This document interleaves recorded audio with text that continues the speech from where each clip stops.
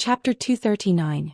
The two avalanches almost reached the foot of the mountain at the same time, and then collided on the plateau below.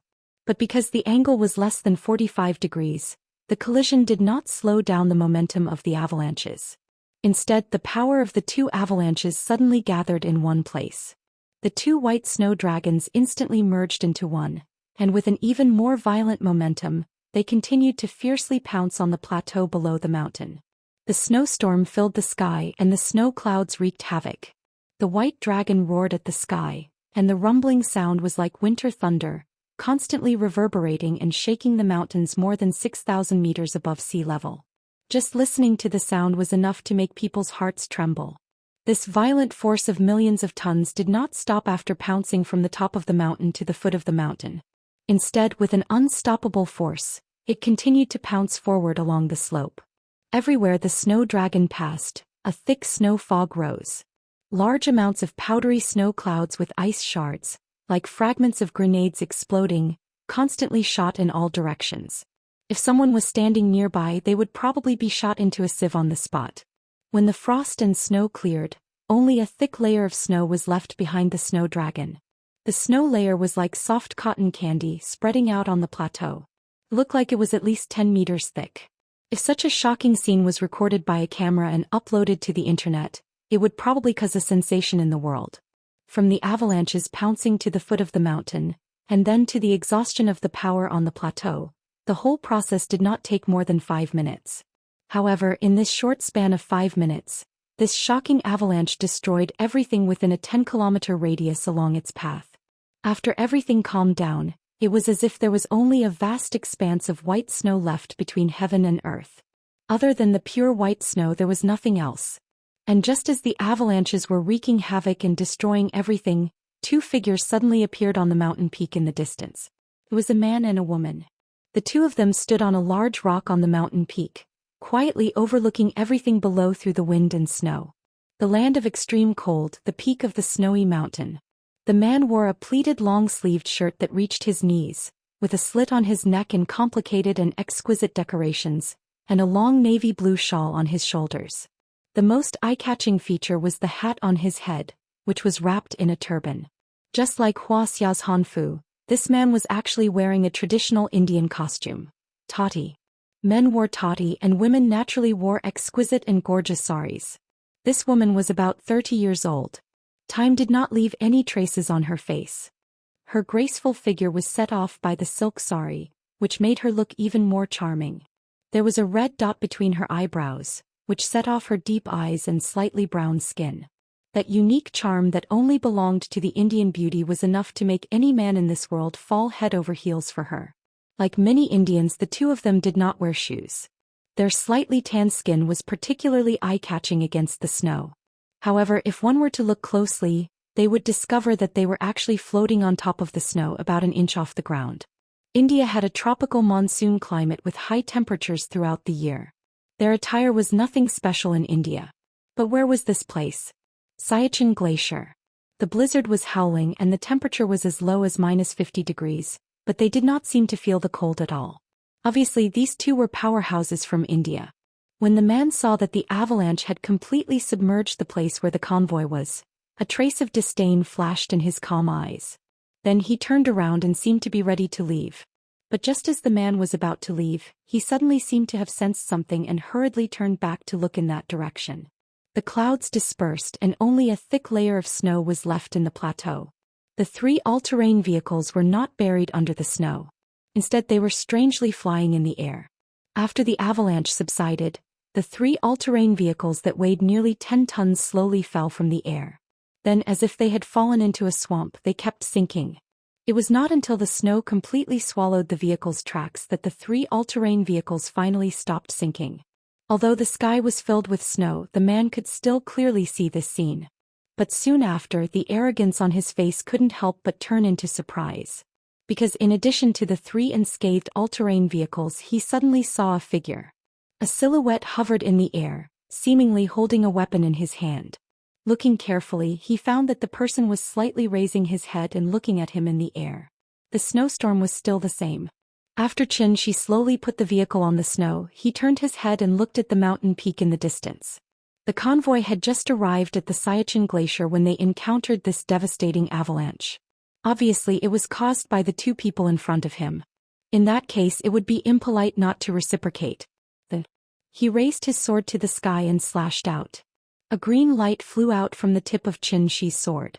After Xianxia slashed out with her sword, the sword shadow that was originally only 3 feet long grew larger and more solid with every inch that it flew higher into the sky. It grew at a speed that was almost visible to the naked eye. In the blink of an eye, the sword light that was hundreds of feet high rushed into the sky and slashed at the mountain peak where the man and woman were.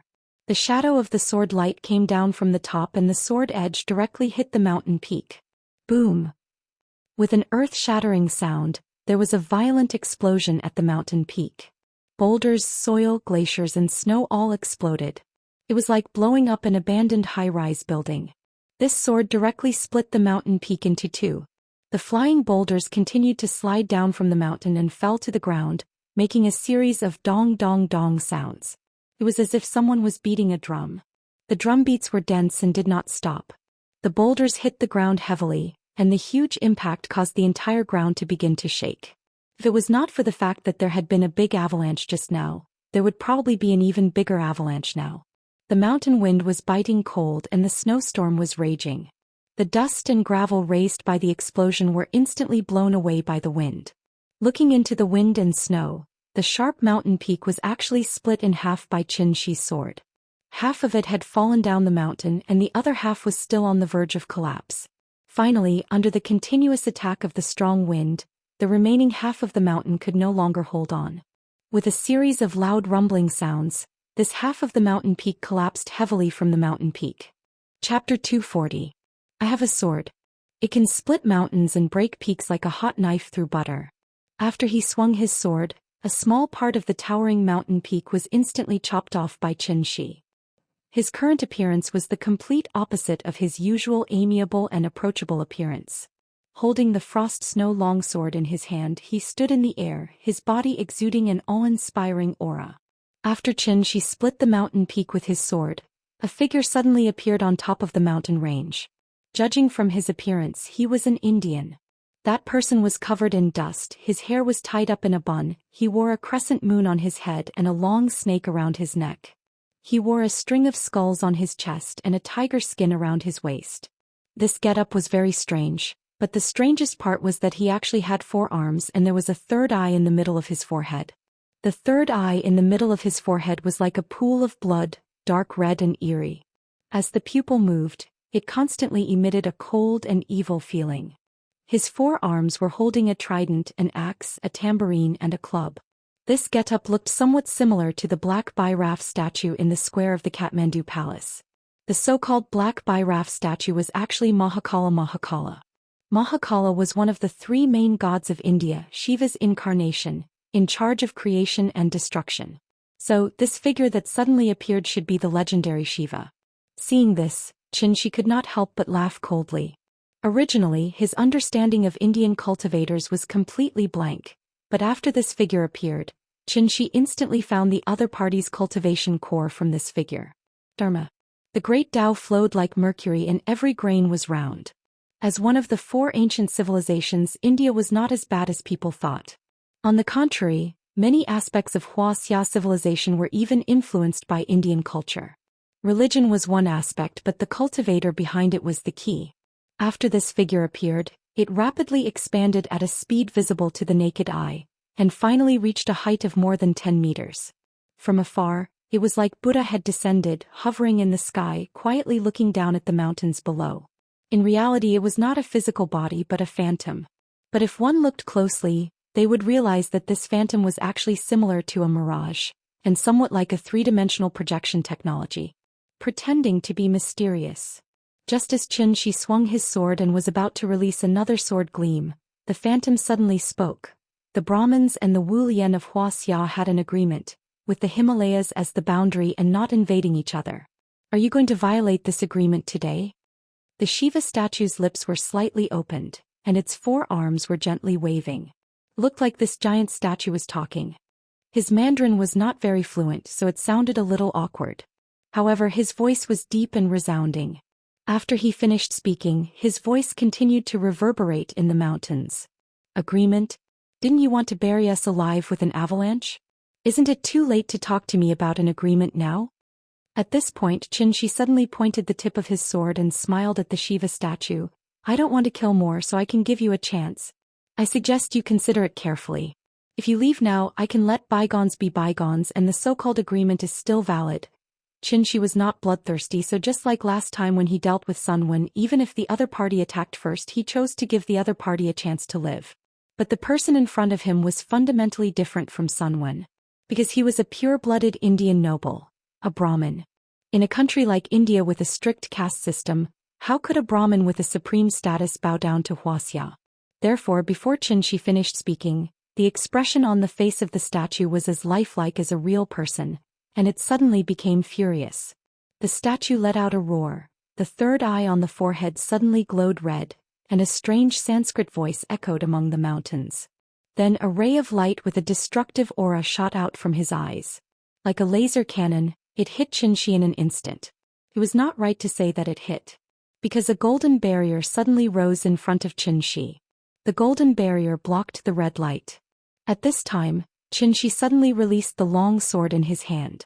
The long sword of frost and snow did not fall, but was suspended in the air. Then one after another, the long swords of frost and snow continued to condense and take shape behind Xianxia. He formed a sword with his fingers and pointed in the air. Thousands of long swords of frost and snow immediately raised their sword tips and pointed at the Shiva statue on the top of the mountain.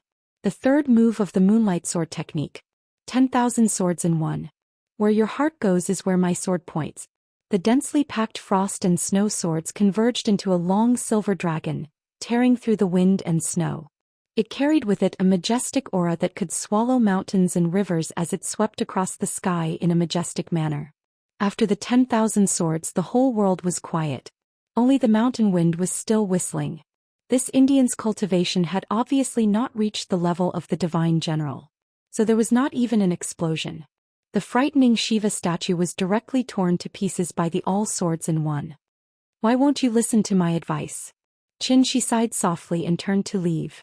But at this time, an earth-shattering roar once again rang out from the summit of the mountains.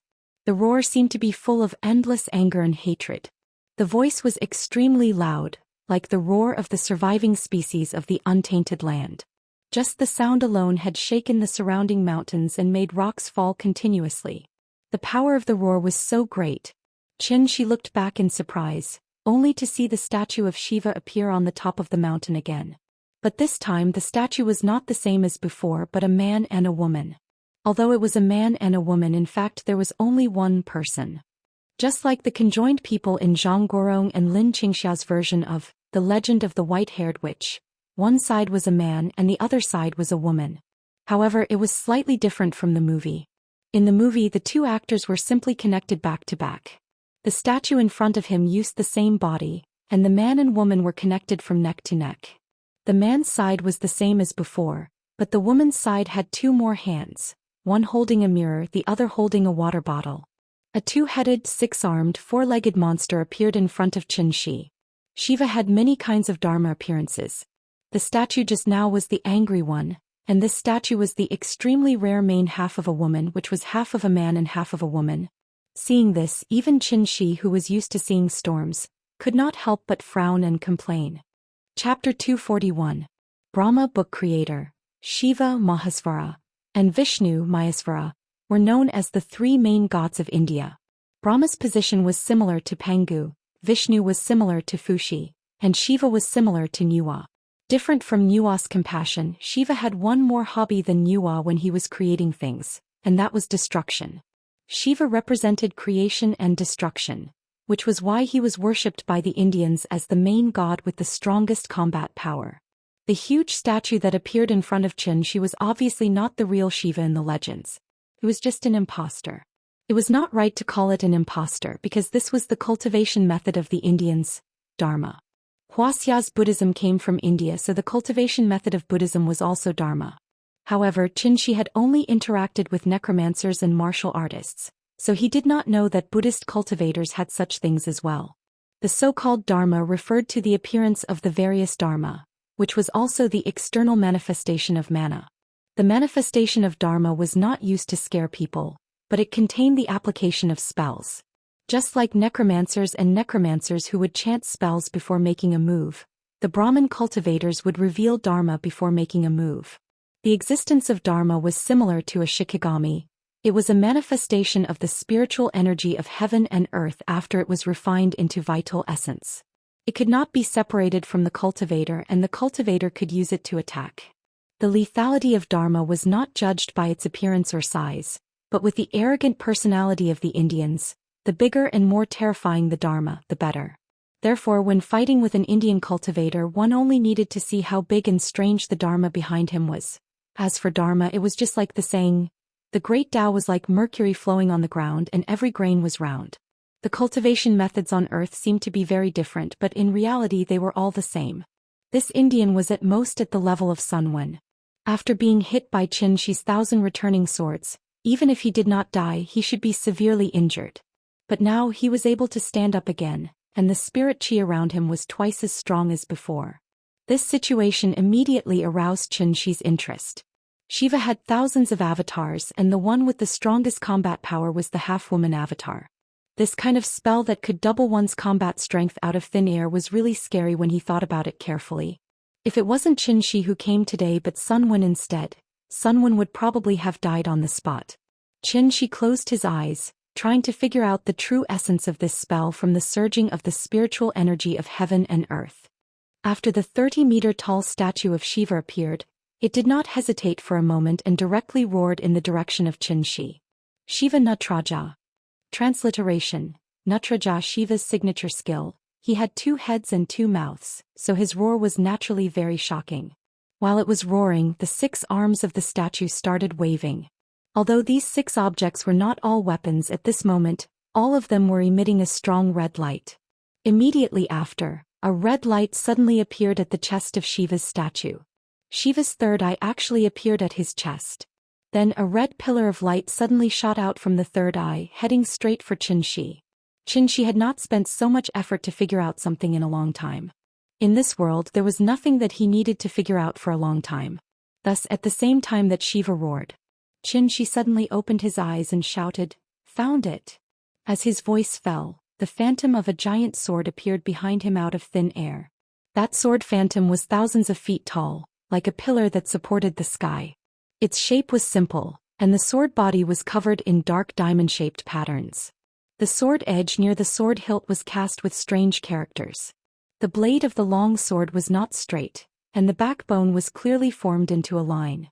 The widest part was about 1/3 of the sword hilt, and then it curved inwards, until the sword edge protruded outwards, and then converged inwards into a sharp point. Although it was a phantom, the sword was covered in green light, and it gave people a feeling that it was as cold as ice, and that it could cut through hair. Xianxia did not seem to see the red light emitted by Shiva's statue. Once the sword phantom appeared, he immediately turned to look at the long sword that had been with him for hundreds of years. "Old friend, it's been a long time." Although it was just a phantom, after seeing the sword, Xianxia could not help but let out a long cry. The difficulty of returning to Earth from heavenly spiral was not something that ordinary people could imagine. This sword was one of the prices he had to pay to return to Earth. To Xianxia, this was a price that was even heavier than the damage to his soul and the depletion of his vital energy. The cultivation techniques on Earth were still too shallow for Xianxia, so through his observation just now, he had a rough idea of the principle of Dharma manifestation. Therefore, he immediately activated his vital energy and created this peerless divine sword that only existed in his memory. This sword was called Heavenly Divination. "I have a sword that dares to go against the world." Xianxia had not been so carefree in a long time. After all, to a man, a happy family and a successful career were his lifelong pursuits. Xianxia already had the former, and the latter was something that he once had. When the Heavenly Divination sword appeared again, the feeling of riding a horse with a sword and singing to the ends of the world came back. Looking at the sword with a cold lamp, how many achievements will the sword have? The incense burner does not care about the common people. Even if a stream of smoke passes away, the clouds are buried, the lonely sun still shines on the ancient tomb. This unlucky Indian cultivator definitely did not know that his appearance had made Xianxia make up for some of the small regrets in his heart. The real thing could not be found, but it was good to make a sample to comfort himself. In order to repay the other party, Xianxia decided to let this Indian cultivator see the set of shocking sword techniques that were compatible with the heavenly divination sword. The 49 forms of heavenly divination sword technique. Painting the sky as the god, condensing the sword as the soul. There is nothing in all directions. This is called the human sword. The human sword of the 3 famous swords. The red light of destruction emitted by the statue of Shiva was very dazzling, but in front of the green light emitted by the long sword, it still accidentally fulfilled that sentence. How can the light of a firefly compete with the brilliance of the sun and the moon? Just the green light emitted by the thousands of feet long divine sword completely blocked the red light. Xianxia formed a sword with his fingers and suddenly pointed at the statue of Shiva on the mountain peak. Then the divine sword suddenly shrank to the size of a normal sword. Then the tip of the sword suddenly turned and flew toward the statue of Shiva. The sword was 3 feet long. A green rainbow pierced the sky. The divine sword cut through the sky like a green lightning. Like a needle, it suddenly pierced into the chest of the statue of Shiva that was dozens of meters tall. Then a strong light bloomed on the mountain peak. At that moment the wind and snow seemed to stop. The originally dark sky suddenly became as bright as day, as if the dark clouds had suddenly dispersed and the sun had once again shone on the Xianxia glacier. The bright light reflected by the ice and snow was comparable to the summer sun, making it impossible to open one's eyes to look at it. The dazzling light lasted for about a minute, then dissipated. The world darkened once again. The snowstorm continued. It was as if nothing had happened. But if one looked carefully, one would discover that there was actually one less mountain in the distance. It was as if a painter was not satisfied with his painting and wanted to erase it and repaint it. Chapter 242. The Indian cultivators were known as Brahmins. Brahmins were a religious name similar to Buddhism, and they also represented the highest class in Indian society. At the same time, they were an organization similar to the Wu Lian in India. This Indian cultivator, who had only met Xianxia once and did not even mention his name, was completely reduced to dust by the attack of the divine sword shadow. Then he fell to every corner of the Xianxia glacier with the wind and snow. It was not right to say that it was only one person. In fact, it was 2 people. 2 celestial realm cultivators who were comparable to Sunwen. This secret technique that could instantly double one's combat power was called Maithuna among the Brahmins, which was also known as dual cultivation. Dual cultivation originated from the Brahmins of India. It was originally a cultivation method, but after it spread to Wuxia, it was misinterpreted and abused by the Tibetan esoteric sect. It completely became a trick to cheat people and lost its value and meaning. After all, dual cultivation was not as simple as rolling in the sheets. First, one had to find a man and a woman who were of equal talent and had the same mind. They had to cultivate according to the secret technique from a young age, so that they could enter a state of harmony and life and death together. The close connection from the soul to the body allowed their combat power to have a superimposed effect. This kind of shameless secret technique was also the main reason why the martial arts world of Wuxia was generally unwilling to provoke the Brahmins. But then again, celestial realm cultivators were rare. Now that a pair had died, it was a very heavy blow to the Indian Brahmins. Once the news spread back to Wuxia, who knew how many people would clap their hands and applaud. Regarding this, Xianxia didn't have much of a reaction. He silently glanced at the mountain that he had flattened. After confirming that the opponent's aura had completely disappeared, he turned to look in the direction of the convoy. At this moment a green light flashed. The shadow of the Tianyan divine sword reappeared beside Xianxia. After taking a deep look at this old friend that had been with him day and night, Xianxia gently waved his arm, and the shadow of the divine sword slowly dissipated. This trip could be considered a small gain. Although Xianxia's understanding of Dharma powers was still too shallow, he had enough cultivation and experience. As long as he was given enough time, he would definitely be able to grasp the true essence of the Dharma idol. He would no longer be able to merely grasp the shape of the Dharma idol. Thinking of this, Xianxia couldn't help but look up at the dark sky. The real Tianyan sword might be lying quietly in some corner of the vast universe right now. Iron Egli was leaning against the car window. When he saw Xianxia's figure appear through the snow, he couldn't help but exclaim in surprise.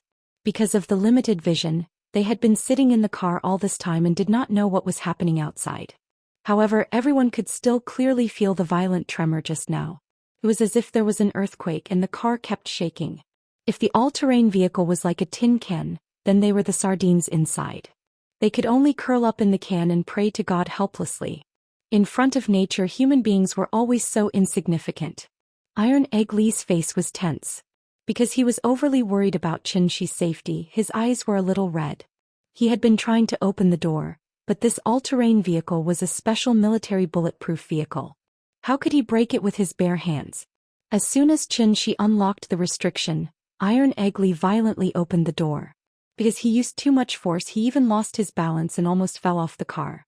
Iron Egg Lee's attention was all on Xianxi, so he didn't notice that the snow had strangely covered the tracks. Therefore, as soon as he got off the car, he stepped on the thick snow and frantically ran toward Xianxi. "Mr. Qin, are you okay?" It wasn't easy to be a guard. In times of crisis, not only did he have to use his hands to block the enemy's blade, he also had to sacrifice his body to block bullets for his superior. If anything happened to Xianxi as a guard, he would be held responsible by the army. The honest Iron Egg Lee didn't understand the concept of EX level. He always thought that Xianxi only knew a little martial arts. "I'm fine, don't worry." Seeing this, Xianxi smiled and patted him on the shoulder, indicating that he didn't have to worry. Iron Egg Lee was not good with words. After seeing that Xianxi was fine, he forced a smile and said, "Mr. Qin, the snow is so heavy it's very dangerous. If you want to know the situation outside, just let me know. I'm a scout, I specialize in this kind of thing." "Okay, I got it." Hearing this, Xianxi smiled and nodded. While the two of them were talking, the others got out of the car. The people in Xianxi's car were all normal people. A few of the professors were blown by the cold wind and immediately shivered, so they quickly got back into the car. The people in the other two cars were Wulian people, so they didn't have much of a reaction when they got out of the car. Among them, there was a great master in the Kong state named He Tiangang. After he got out of the car, he went directly to Xianxi, then respectfully bowed to him and said, "Mr. Qin, you've worked hard." Maybe it was because of their trust in Xianxi, the Wulian only sent one person in the Kong state, and the rest were all in the transforming state. He Tiangang was the one with the highest cultivation level among all the people present, other than Xianxi. Therefore he could roughly hear some movements. For example, the movement caused by the avalanche and the roar of the Shiva statue. He Tiangang was a smart person, so he didn't tell everyone what happened outside. When he saw that Xianxi seemed to have taken care of everything, he immediately ran over to express his gratitude to Xianxi. Showing his presence in front of an X-level master and flattering him without batting an eyelid was always a good thing. Seeing this, Xianxi smiled and went back to the car. He Tiangang was still smiling because his cultivation level was low and he didn't understand the specific situation.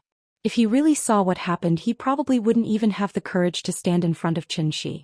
In order to form a glacier, there must be a lot of snow. Therefore, storms were actually very common in the Xianxia Glacier. This snowstorm lasted for a long time, and it didn't stop until 3 o'clock in the afternoon. The convoy obviously couldn't stay here forever, so they set off again in the snow. In this terrible weather, unless the Indian soldiers were made of iron, they wouldn't patrol the mountains. The all-terrain vehicle traveled smoothly through the mountains. After 2 hours of driving, Xianxi and the others finally arrived at their destination, Xianxia Pass. Chapter 243. India's mountain combat troops were the army with the most experience in high-altitude and cold areas in the world. From 1984 until now, the Indians had successfully built at least 150 strongholds here. But seriously, this place was more meaningful than practical. The temperature was -50 degrees. And it was often accompanied by snowstorms and hailstorms that reached 100 kilometers per hour. If it weren't for the appearance of an oasis, Wuxia obviously wouldn't have sent people here to investigate. Perhaps it was because of the weather. Xianxi and his team didn't encounter any Indian sentries along the way. After the all-terrain vehicle went over a small mountain, everyone suddenly felt that their vision suddenly widened. This was a huge flat terrain zone. The towering icebergs were like a barrier, blocking the wind and snow on the other side of the mountain. If one were to look down from the sky from an airplane, one would find that the terrain of this place was like a gourd. It was composed of 2 oval plains, one big and one small, connected together. The surrounding area was full of rising mountains and precipitous ridges. The waist of the gourd was the so-called Xiala mountain pass. The motorcade went over the short mountain and came to the mouth of the gourd. Then they suddenly stopped not far from the mouth of the gourd. Because everyone was shocked by the scene in front of them. People who had never seen a glacier might not be able to imagine what kind of scene it was. The ground was white, the mountains were white, and the sky was white. As far as the eye could see, it was a vast expanse of whiteness. It was an extreme scene of ice and snow. However, in such a pure world of ice and snow, a large oasis appeared out of thin air. First of all, it was unscientific. Secondly, it was unscientific. Finally, it was unscientific. On the side of the Xianxia glacier, snow was everywhere. Although the weather now was much better than in the morning, there was still light snow in the sky. The entire sky was shrouded by dark clouds and it was a hazy scene. However, inside the mouth of the gourd there were lush plants and green grass.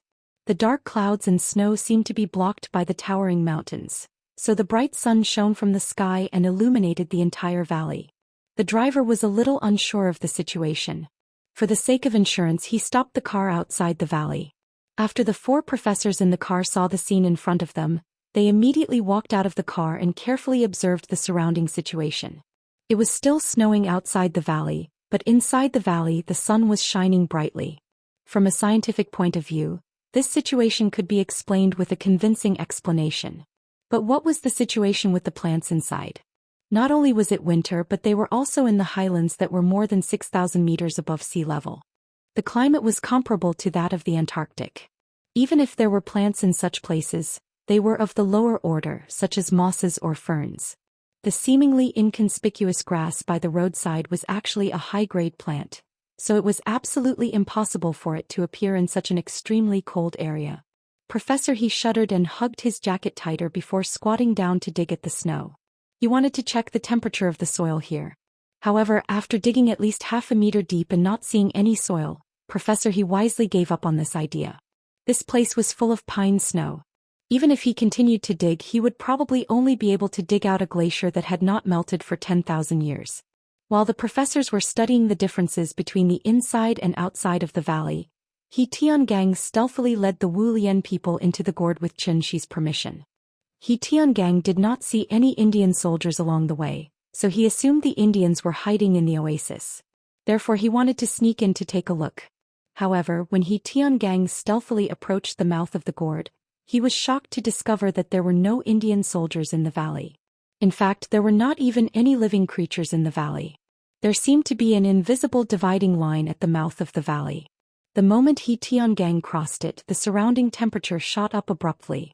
It was as though he had suddenly arrived in Xianxia from the northeast. In fact, it was even more exaggerated than that. The temperature difference soared to more than 70 degrees Celsius. The Wu Lian people immediately dispersed and went deeper into the oasis to investigate the situation. At this time, Xianxia also slowly crossed the dividing line. However, the moment he crossed the dividing line, he couldn't help but take a deep breath. The spirit energy here was so dense. It was comparable to Xianxia. Was this the phenomenon brought about by the revival of spirit energy? Xianxia stood at the mouth of the gourd and raised his head slightly to look at the blue sky above the valley. This place was actually a natural spirit gathering formation. Every mountain and even every boulder in the surrounding area occupied the key positions needed to set up the formation. Was all of this man-made, or was it the will of the heavens? Xianxia frowned slightly.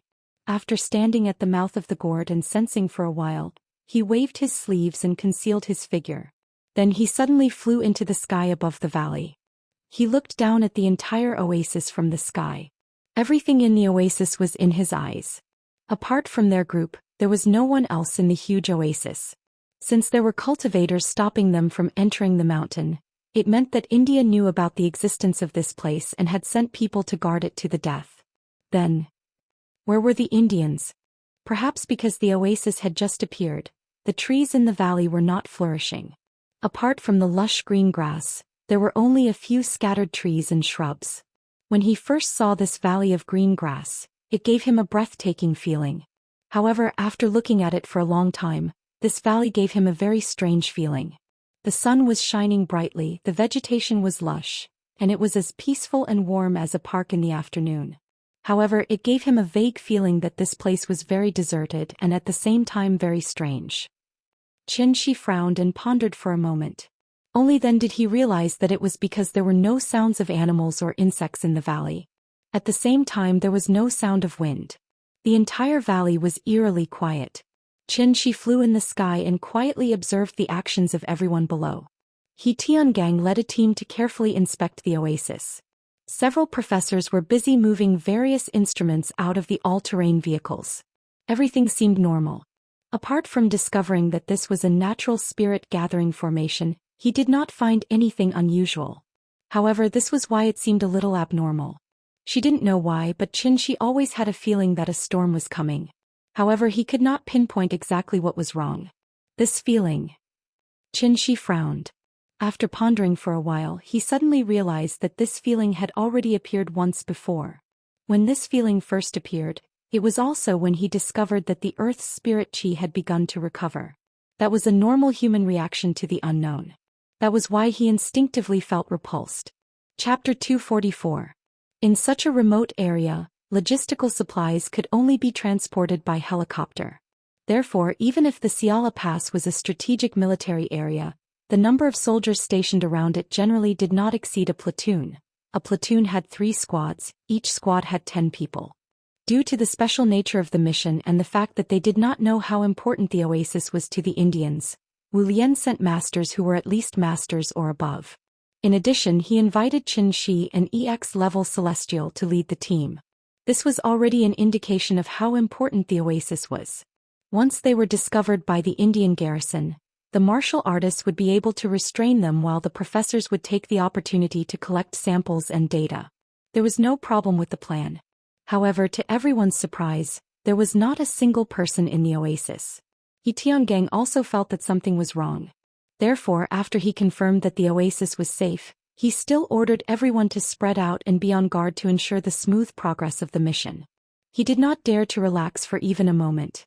The other professors did not have as many concerns as He Tiangang. After hearing He Tiangang say that it was safe here, they openly set up tents in the oasis. They then moved all kinds of instruments inside and powered up the all-terrain vehicle. It was as if they had set up a temporary laboratory here. Xianxia did not find anything strange. After pondering for a while, he decided to just cultivate here. After all, it was a sacred place for cultivation. He could not just let it go to waste. In the blink of an eye, it was 6 o'clock in the evening. Dinner was very simple. It was Wuxia army's individual rations. Just when everyone was taking turns to eat, Xianxia suddenly found He Tiangang and handed him a stone. The stone was the most common stone, but Xianxia cast a spell on it. If anything happened, He Tiangang only needed to throw the stone on the ground, and he would know immediately no matter where he was. As for where he was going, was there a need? Of course, he was going home after work. He had been separated from the little guy for a whole day. Xianxia really missed the cute little guy. Since he did not find anything strange, he did not need to stay here all the time. After all, compared to cultivation, Xianxia preferred to be with the clingy little guy. He Tiangang was different from the straightforward Li Taidan. He knew Xianxia's strength very well, so he did not dare to ask too much. Therefore, after taking the stone from Xianxia, He Tiangang carefully put it in his pocket. Not to mention a stone, even if Xianxia gave him a pile of shit, He Tiangang would still put it away properly. In order to prevent Li Taidan from worrying, Xianxia specifically went to greet him before she left, saying that she was going out with He Tiangang for a walk. Only then did Li Taidan feel relieved. Then Xianxia flew into the sky. However, before he left, he still glanced at the oasis below with some concern. After confirming that there were no problems, Xianxia flew back to Rong City without looking back. When Xianxia returned to Aunt Zhang's house, the family was happily sitting on the sofa and watching cartoons with the little guy. Xianxia gently knocked on the door.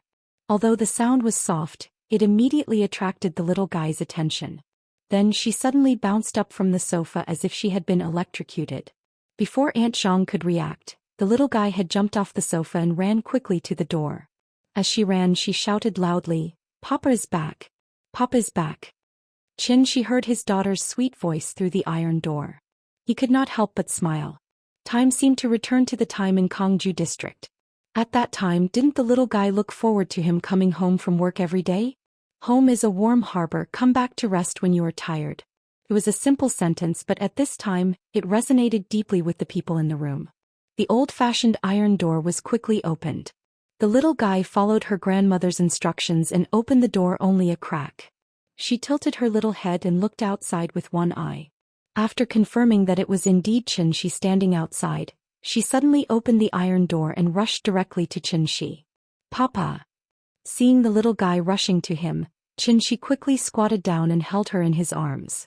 After kissing the little guy's smooth little face, Xianxia asked with a smile, "Nian Nian, do you miss Papa?"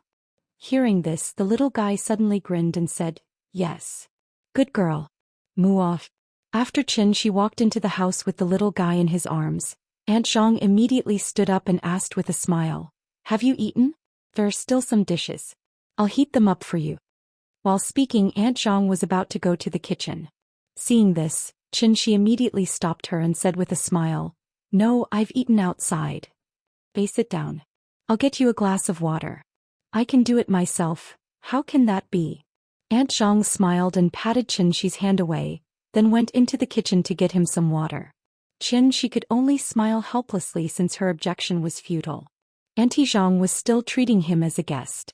When Xianxia sat next to her with the little guy in his arms, Qin Ruoying asked with a little concern, "Are you okay?" "Of course not. You know how powerful your husband is. Look at you." Seeing his relaxed face, Qin Ruoying was relieved and did not ask any more questions. While Xianxia was talking to her, she placed the little guy between the two of them. Seeing this, the little fellow immediately stretched out her two little hands happily. She held Papa on the left and Mama on the right and then naughtily pulled them to her side. On the big sofa, the family of three was tightly squeezed together.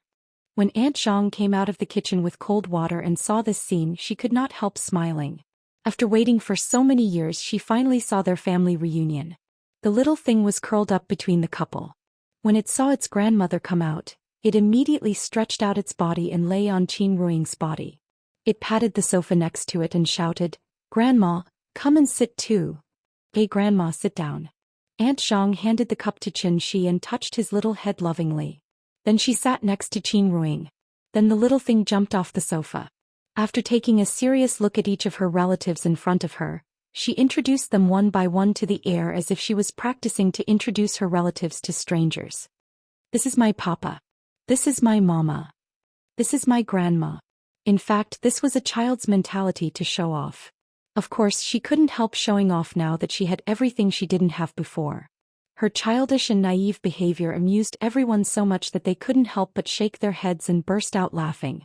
Chapter 245. The whole family happily sat on the sofa and watched cartoons. The little fellow watched TV while holding Xianxia's mobile phone.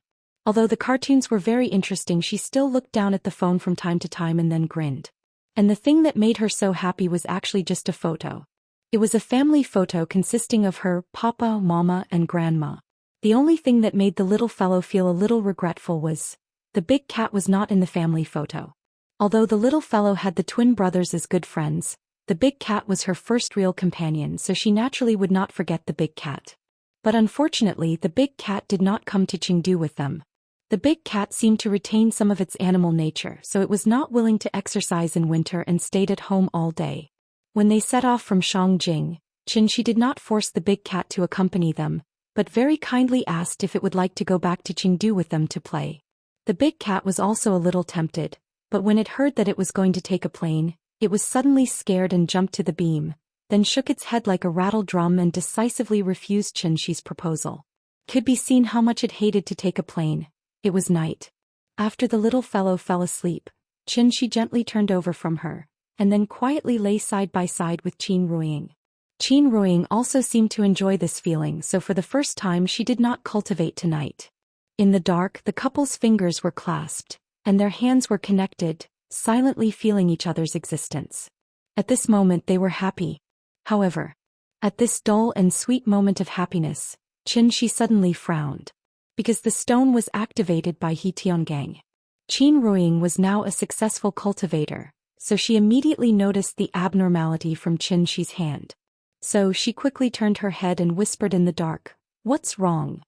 "There's a problem. The thing that second aunt asked you to help with." "Yes." "Then go quickly. Be careful. We'll wait for you at home." "Alright, don't worry. I'll be back once the matter is settled." Xianxia first squeezed her hand, then leaned over and gently left a kiss on her lips. Only then did he reluctantly get off the bed. After all, He Tiangang was a great grandmaster in Gang state. It was impossible for him to joke with Xianxia about this kind of thing. Something must have happened for him to activate the stone that Xianxia had given him. Thinking of this, Xianxia couldn't help but quicken his steps. But before he left, he didn't forget to go to the little fellow's side. He bent down and pecked the little fellow's cute little face before he left the house with a frown.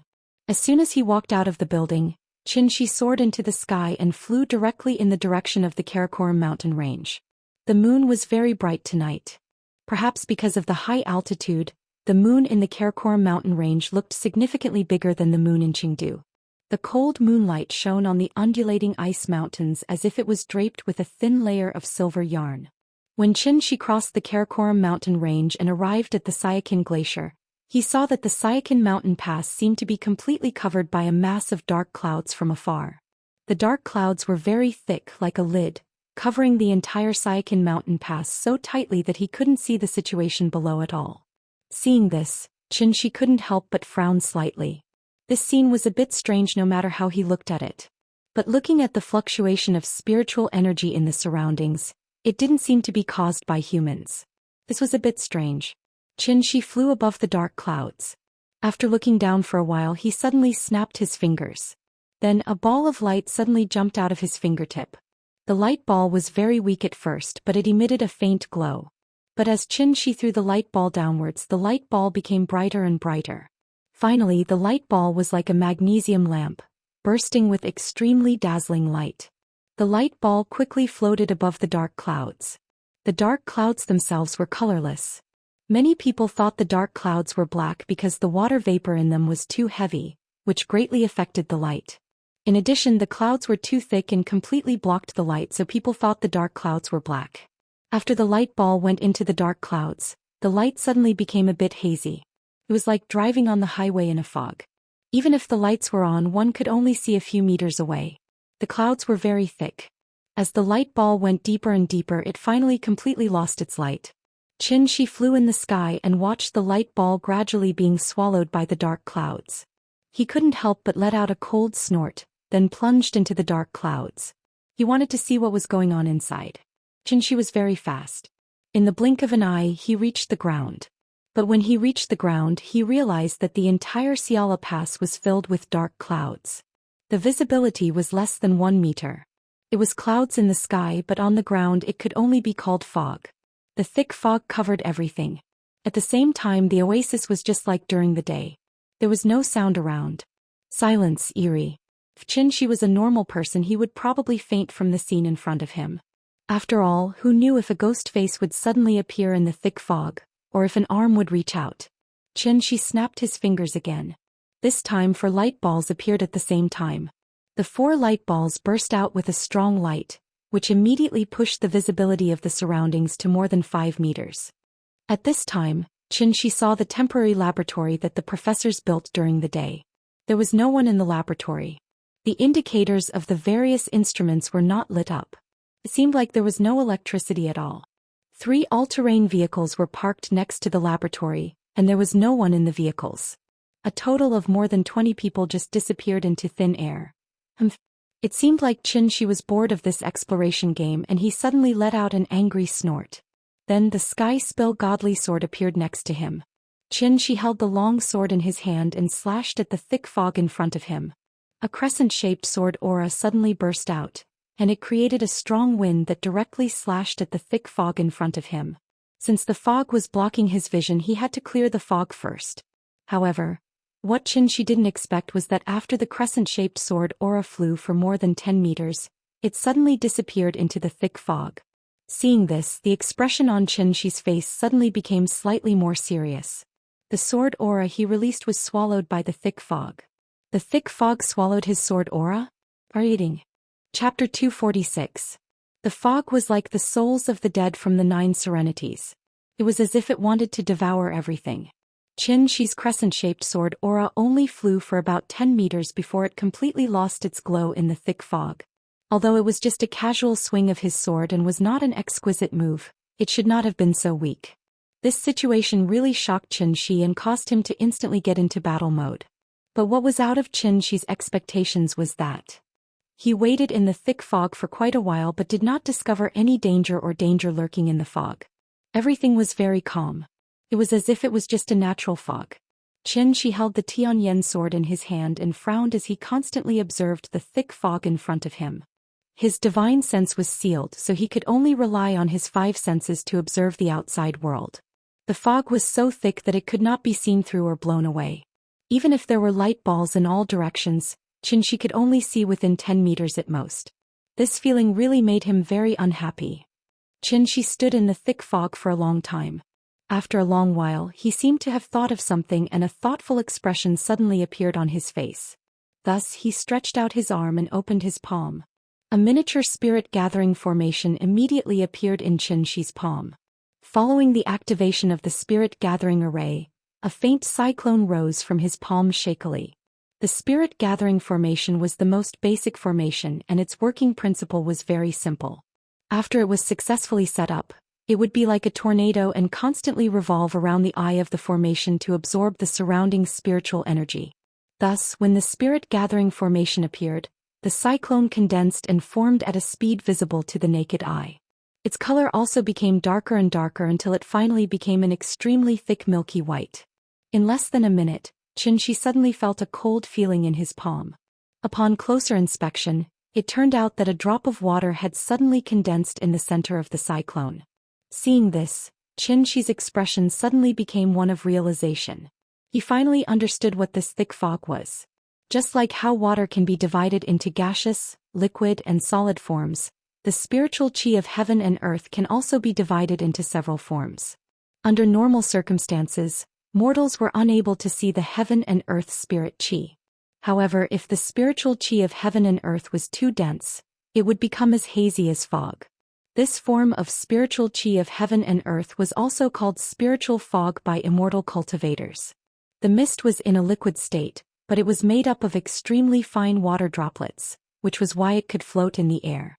In addition, when the spiritual qi of heaven and earth reached a certain level, it would completely change from a gaseous state to a liquid state, which was the so-called spiritual liquid. Spirit liquid was extremely rare. Xianxia had only seen it a few times in Heavenly Spiral. As for the solid spiritual qi of heaven and earth, which was the legendary spiritual crystal, he had only heard of it but never seen it before. It completely existed in legends. The reason why Xianxia didn't immediately recognize that it was a spiritual mist was because the spiritual energy of heaven and earth in this form had already become a whole. Just like a balloon filled with water, every drop of the spiritual mist contained surging spiritual qi of heaven and earth. This spiritual qi would not leak out, so only by piercing the balloon could one feel the energy contained within. It turned out that the entire sky above this huge oasis was actually filled with spiritual mist. This was a little interesting. Xianxia withdrew the celestial sword Dharma idol and then activated the technique. At that moment, his entire body seemed to have turned into a human-shaped black hole, and he began to madly devour the spiritual mist around him. However, now was obviously not the time to cultivate, so he could only devour the spiritual mist as he silently walked into the depths of the oasis. At that moment, a thought suddenly appeared in Xianxi's mind. The mysterious village hidden in the depths of the Qinling Mountains, after hundreds of years of accumulation by the Great Spirit Binding Array, only caused a spiritual qi tide that lasted less than 15 minutes. The spiritual qi tide successfully opened a crack in the sky, and created the existence of the heavenly generals, who were completely beyond the current realm on earth. The elders waited until the spiritual qi revival to open the array. Would they be able to directly open the divine gate? Thinking of this, Xianxia could not help but raise his eyebrows. He could not help but be curious about what was behind the divine gate. What level of existence would the heavenly generals be considered in the divine gate? Xianxi's thoughts drifted further and further away. At this moment, something that suddenly appeared in front of him pulled him back from his thoughts abruptly. A tree appeared in front of Xianxia. A huge tree. Because the visibility was too low, Xianxia could only walk around the tree. This term was incredible. The diameter of this tree was more than 20 meters, which meant that the circumference of this tree was at least 70 to 80 meters. If he remembered correctly, this place during the day, other than the green grass, there were only some trees and shrub seedlings. Only a few hours had passed? How could such a huge tree appear out of nowhere? How could Xianxia not be surprised? Although Xianxia could also make the green mountains bloom with red makeup and make the thousands of maple leaves bloom with magic. However, he definitely could not make a seedling turn into a 1,000-year-old ancient tree in an instant. The diameter of this tree was more than 20 meters and he did not know how tall this tree was. Xianxia stood under the tree and looked up, but the thick spirit fog completely blocked his vision so he could not see the situation above the tree trunk at all. Seeing this, Xianxia thought about it and took a step forward, wanting to touch the bark of this tree. However, the moment his palm touched the tree bark, something unexpected happened. A formless energy suddenly surged in from all directions like a hurricane, formless but extraordinarily powerful. Xianxia's reaction was also very fast. The Tianyan sword appeared in his hand almost instantly, followed by a clang sound. He originally thought that there was an enemy attack, but when Xianxia turned around with the sword in his hand, he realized that there was a new change in the spirit fog behind him. Just like how Moses parted the sea in the legends, the spiritual fog that was so thick that even he couldn't disperse seemed to be pushed to the sides by two invisible glass walls, so much so that a passage appeared in front of him out of thin air. The passage was pitch black. Seeing this, Xianxia immediately flicked his finger. A ball of light suddenly flew into the depths of the dark passage. The passage was not very long and the ball of light quickly flew to the end. At this time, Xianxia also saw the thing at the end of the passage. It was a huge stone tablet. It was not right to call it a stone tablet because this stone tablet was shining brightly under the light of the ball of light, constantly reflecting the unique luster of metal. The stone tablet was very big, at least 10 meters tall and 2 to 3 meters wide. On the surface of the tablet, there was a line of ancient characters which read, Chapter 247. Xianxia looked at the stone tablet at the end of the tunnel, then turned back to look at the giant tree behind him. At this moment he could not help but shake his head and laugh. Spiritual Qi revival, heaven and earth phenomenon. This was getting more and more interesting. Perhaps it was because of his boldness, Xianxia did not think too much. He held the Tianyan sword and walked into the tunnel that suddenly appeared. Just like the spiritual fog that filled the sky, the tree and the stone tablet were strange existences that suddenly appeared tonight. Thus, everything in front of him was either an illusion or a large-scale formation. With Xianxia's current cultivation, an illusion that could affect his mind would at least require a cultivator of the insightful emptiness realm to cast. But what kind of existence was the insightful emptiness realm? With Earth's current conditions, it was obviously impossible to give birth to a cultivator of the divine transformation realm. After eliminating the illusion, there was only one possibility left. This was a large-scale formation that stole the fortune of heaven and earth. A large-scale formation that used the spiritual fog as the foundation, the tree as the formation door, and the stone tablet as the formation core. When the spiritual fog appeared, the formation would be activated. Because Xianxia touched the tree, he was pulled into the formation. There were many uses for formations, but looking at the current situation, the formation in front of him should not be a support formation like the spirit gathering formation. It was very likely to be a killing formation. A formation whose main purpose was to kill. Since he was already in the formation, he had to find the formation core if he wanted to break the formation. Xianxia quickly came to the side of the stone tablet. After carefully looking at the stone tablet, he realized that other than the words, exorcise evil and seal demons on the front, the back of the stone tablet also had the words human desires, heaven's wrath prison. Seeing this, Xianxia held the Tianyan sword and gently slashed at the stone tablet. As expected, when the tip of the sword touched the stone tablet, it was like a stone falling into a calm water surface. The place where the tip of the sword touched actually had a slight ripple. This huge stone tablet was actually an illusion that was similar to a mirage. Since the stone tablet was just an illusion, Xianxia didn't want to stay any longer. He picked up his sword and walked towards the back of the stone tablet. As if he was strolling in his own backyard, Xianxia leisurely strolled through the thick fog. There was originally a thick fog behind the stone tablet, but as Xianxia continued to go deeper, the fog in front of him became thinner and thinner. In the end, a faint light shone out from the fog. When Xianxia finally walked out of the fog, in an instant golden light filled the sky.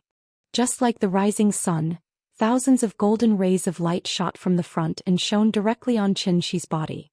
Xianxia looked forward against the golden light and realized that he was in a strange place. This was a huge square, but it was not empty at all.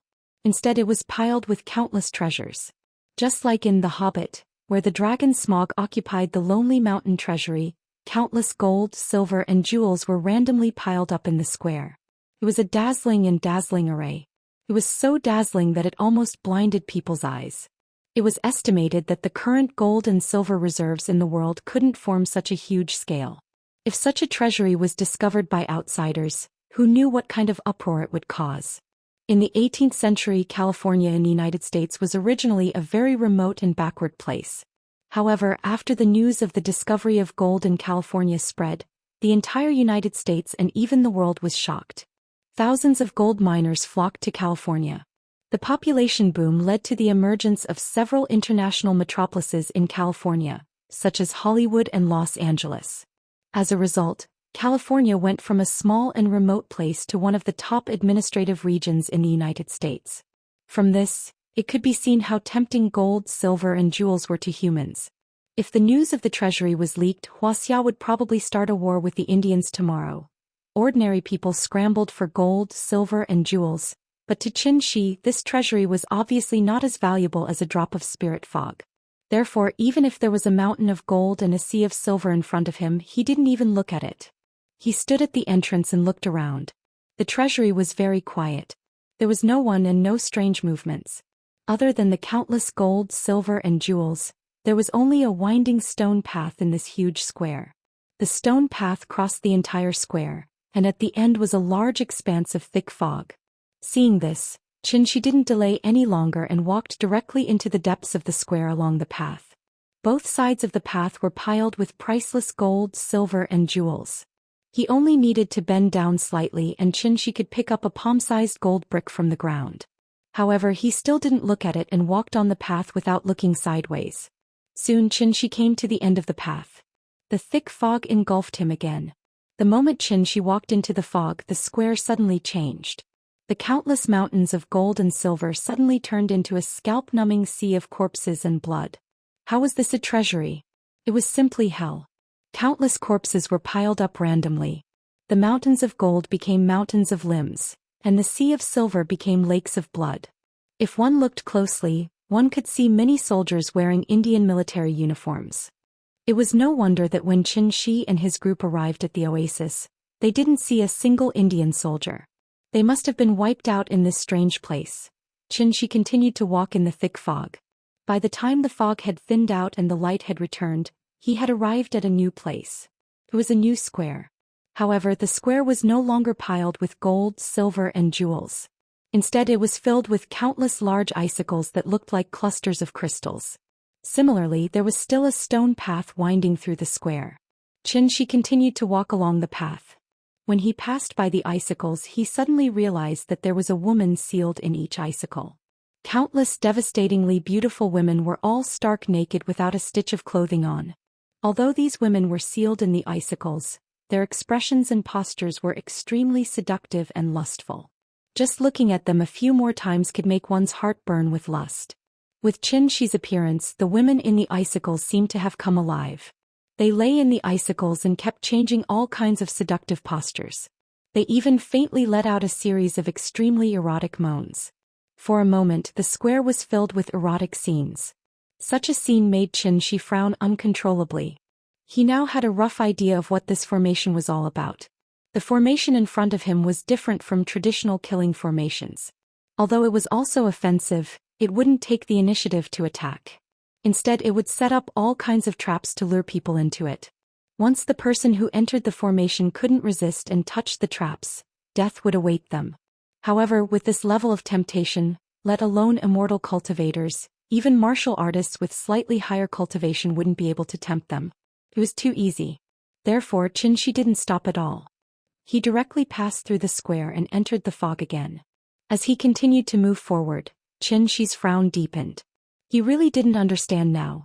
No matter what, this was a large-scale formation that used spirit fog as its base. Was this all it could do? Chapter 248. Xianxia walked through the fog. When the fog in front of him thinned again, he came to the third square. Slightly different from the previous two squares, the third square was covered with lush vegetation. As soon as he stepped into it, he felt as if he was in a primitive forest. However, there were no signs of any living creatures in this primitive forest. Although he was not close to the square, a strong herbal fragrance went straight to the tip of Xianxi's nose. As far as the eye could see, this place was simply like a paradise. Money and beautiful women, is it time for spiritual herbs and rare treasures? Xianxi thoughtfully glanced at the rare fruits, lingji and immortal herbs on the square, but her feet still didn't stop for a moment. He seemed to be strolling slowly, but in fact he used the means of shrinking the ground. In a few steps he crossed the entire square and then disappeared into the thick fog again. Among the 5 elements, metal, wood and water had appeared. If nothing unexpected happened, the next should be the fire array or the earth array. As expected, when Xianxi came to the 4th square, he suddenly felt a wave of heat hit him in the face. Countless huge copper pillars were erected in the huge square. Below the pillars, a raging fire was burning. It looked somewhat similar to the tortures of the ancient times. If the metal array and the water array were only targeted at ordinary people, then the wood and fire arrays had begun to target cultivators. Especially the fire array. When Xianxi stepped into the fire array, the heat in the air faintly raised an inexplicable irritation in his heart. At this time, Xianxi found that this array was not as simple as it looked on the surface. In fact, if this array had not been affecting the mind of the person who entered the array, there were probably not many muddle-headed people who would easily touch the trap in such a strange place. After all, how could gold, silver, jewels and beautiful women be more important than their own lives? The stranger the environment, the more cautious people should be. Xianxi thought silently as he walked through the fire array and into the thick fog again. There was only one earth array left. However, when the fog in front of him thinned again, what appeared in front of Xianxi was no longer the square, but a very familiar place. His and Yingying's home. Donghai, Kongju District. Although Xianxi had lived in the Sai courtyard for a period of time, the home that he truly recognized in his heart was still this slightly shabby demolition community. Looking at the familiar scene before him, even Xianxi couldn't help but be stunned. The furnishings in the room were the same as before. Old furniture, picture albums scattered all over the place and everything else. It was all so real. Just as Xianxi was lost in thought, a clear and melodious "Papa" came from behind him. "Papa."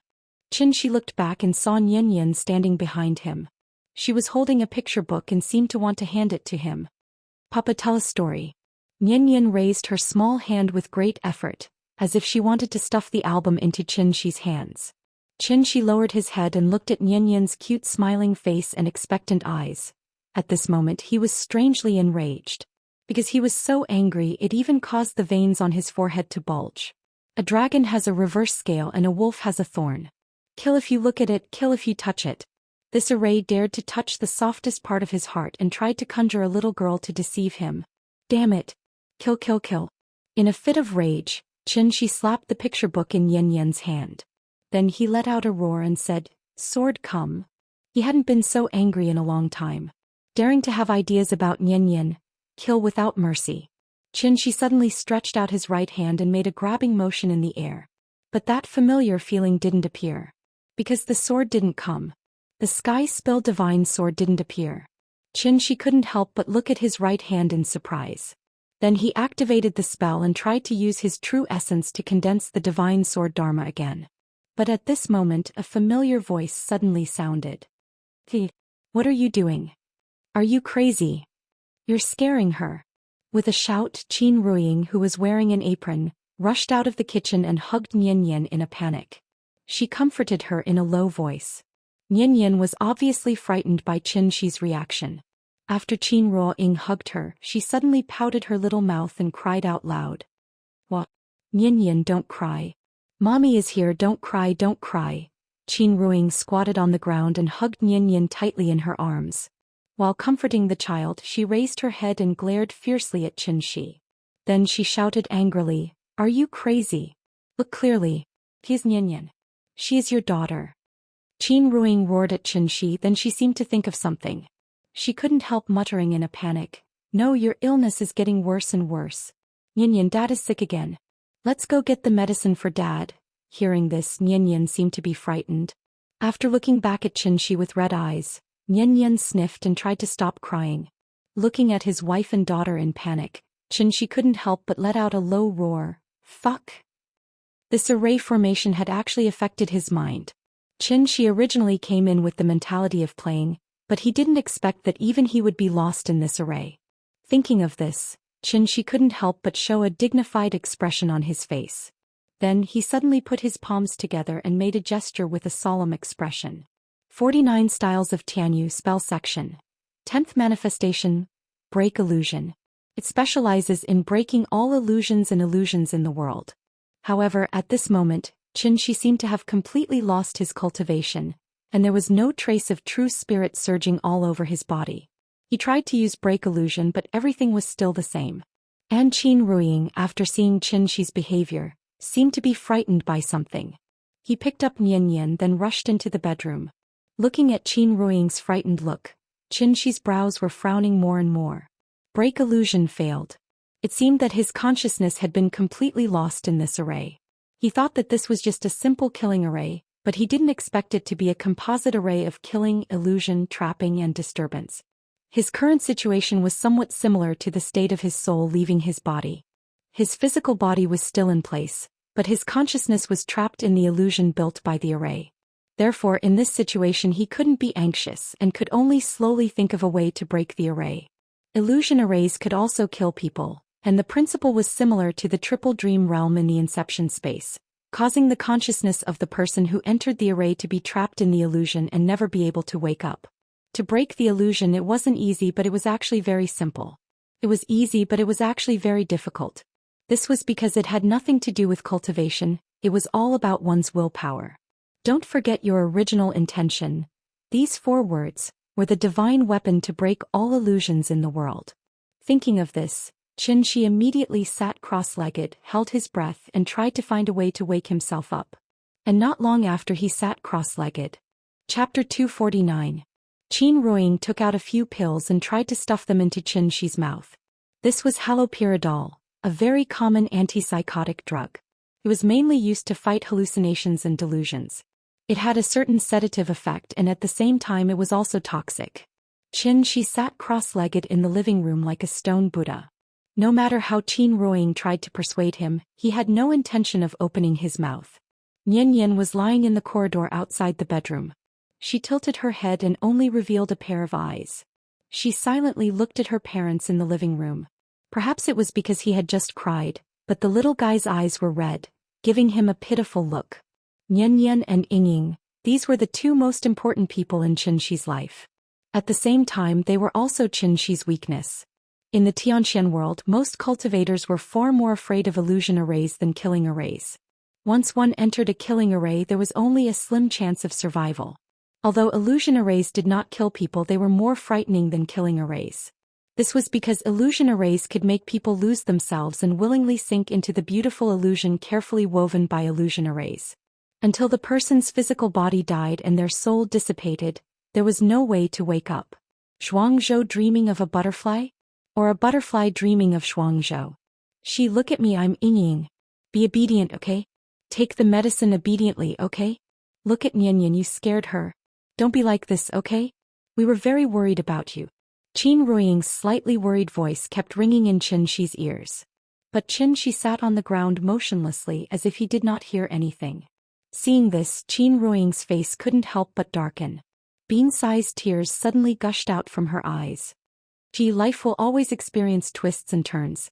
If the company closes down, then so be it. Don't give yourself so much pressure, be strong. No matter what you do, I will support you, but don't give up like this, okay? I'm so scared. Qin Ruiying kept talking in Xianxia's ear. Xianxia did not have the ability to seal his hearing. Therefore, no matter how hard he tried to enter a meditative state, Qin Ruiying's words still drilled into his ears without missing a single word. From Qin Ruiying's words, Xianxia also passively understood his current situation.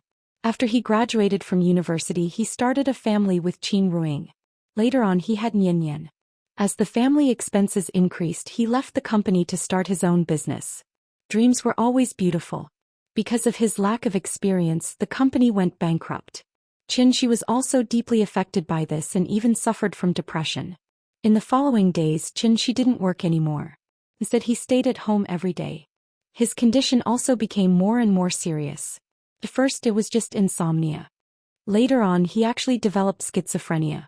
From time to time he would go crazy like today and fantasize that he was a god more powerful than Superman.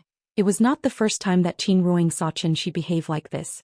Therefore she hugged Xianxia tightly and kept whispering in his ear.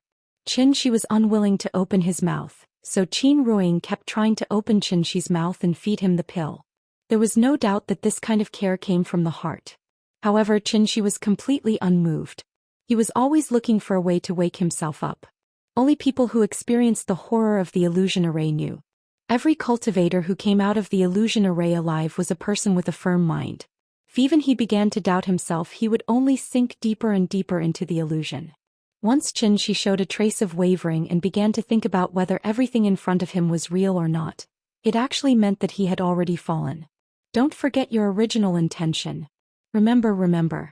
Everything in front of him was illusory. No matter what he saw or heard, it was all fake. In fact, there was a simple and crude way to break the illusion array. That was, kill Qin Ruoying in front of him. Since the illusion array confused him with his wife and daughter, the key to breaking the array was obviously Qin Ruoying and Yan. Unfortunately, even if Xianxia knew that it was an illusion, he was not willing to hurt Ying and Yan in the illusion. This was probably the difference between him and many cultivators. No matter what Qin Ruoying said, Xianxia was unmoved. After a long time, Xianxia finally entered the state of meditative anatta. At this time, Qin Ruoying, who was next to him, suddenly showed a trace of fear on her face. She began to shake Xianxia and cried, Are you leaving us?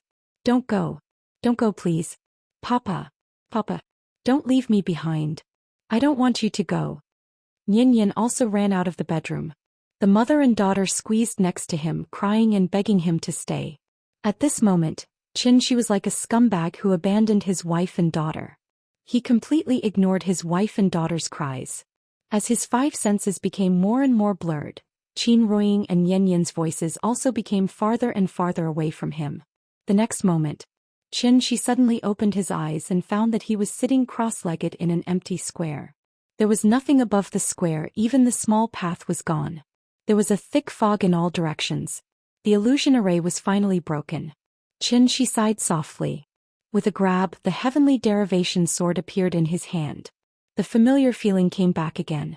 Xianxia stood up, but the expression on his face was still very serious. This array, it was really scary. Xianxia frowned and seriously looked at the illusion around him. The current him did not dare to underestimate this array anymore.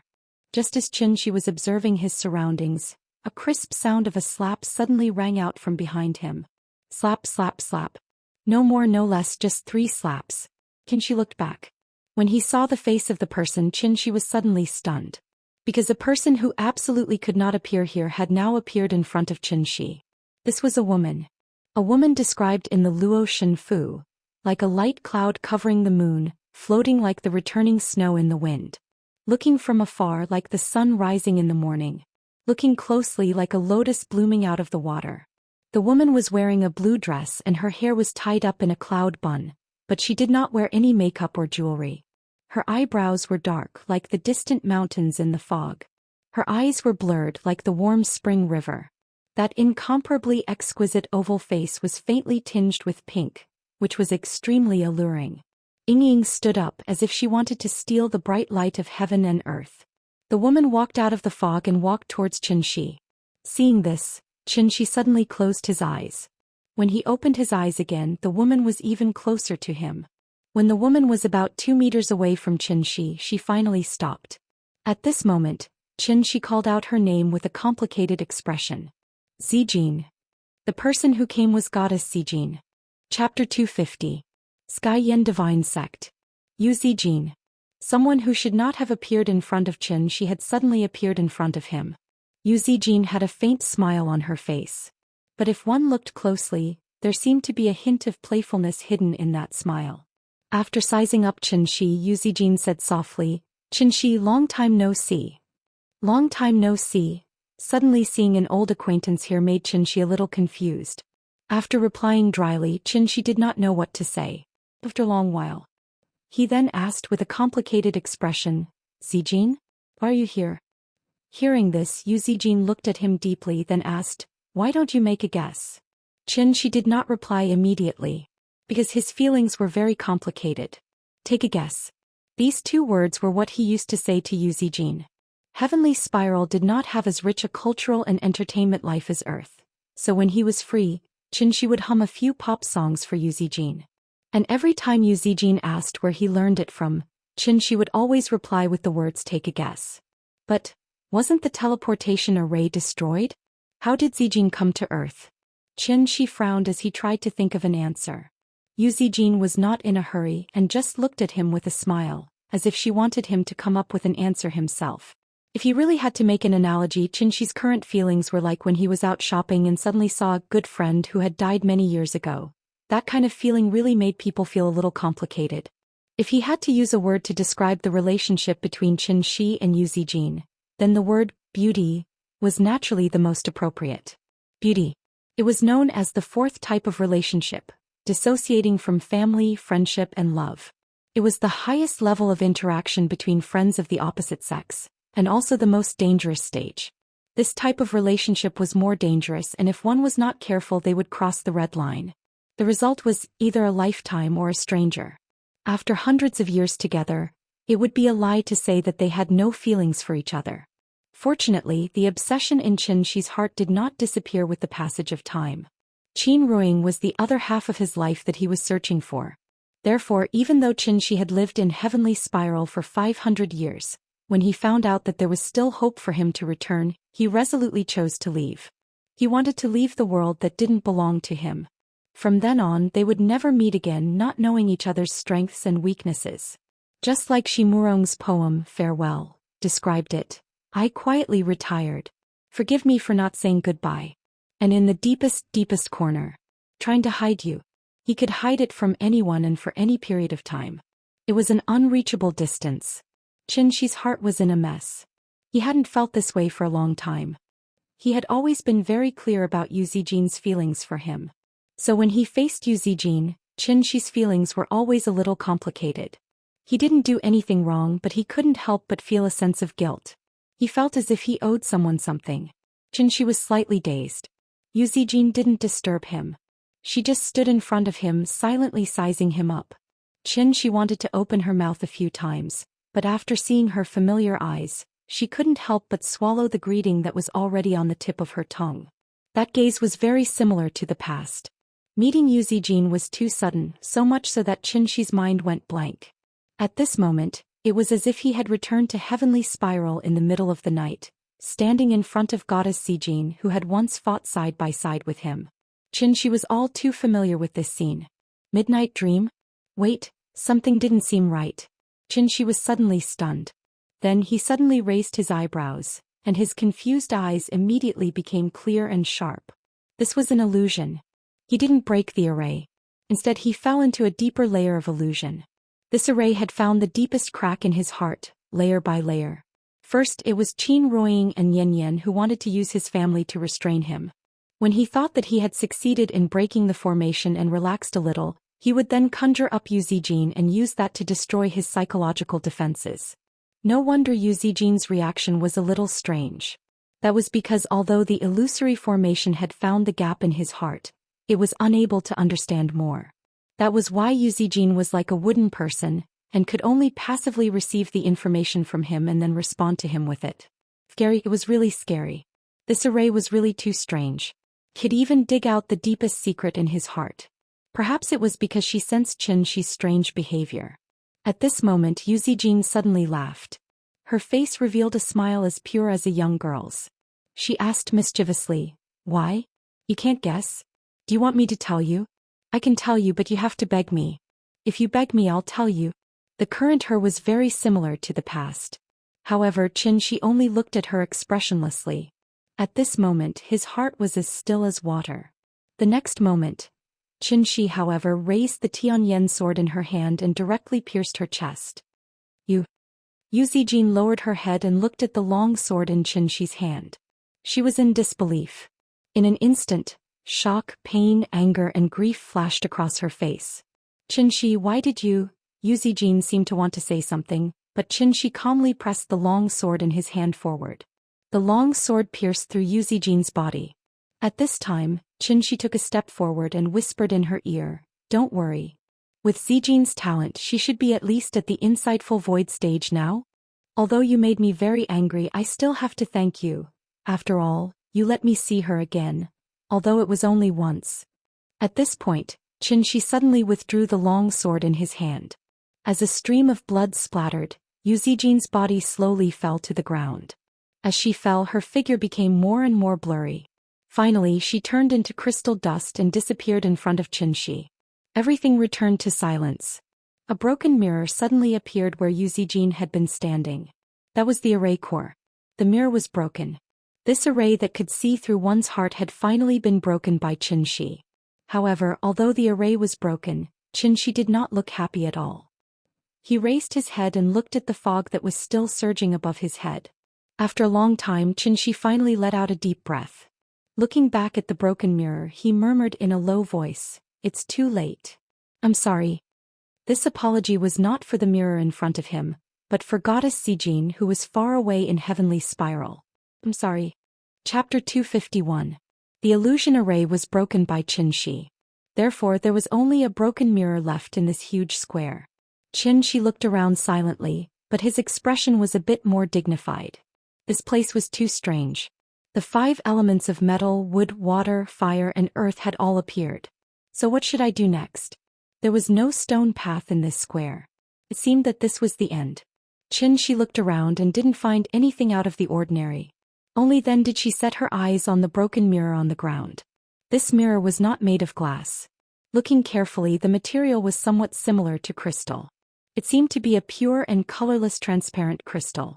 And just when Xianxia looked down and carefully studied the mirror fragments on the ground, the scattered mirror fragments suddenly had a magical change.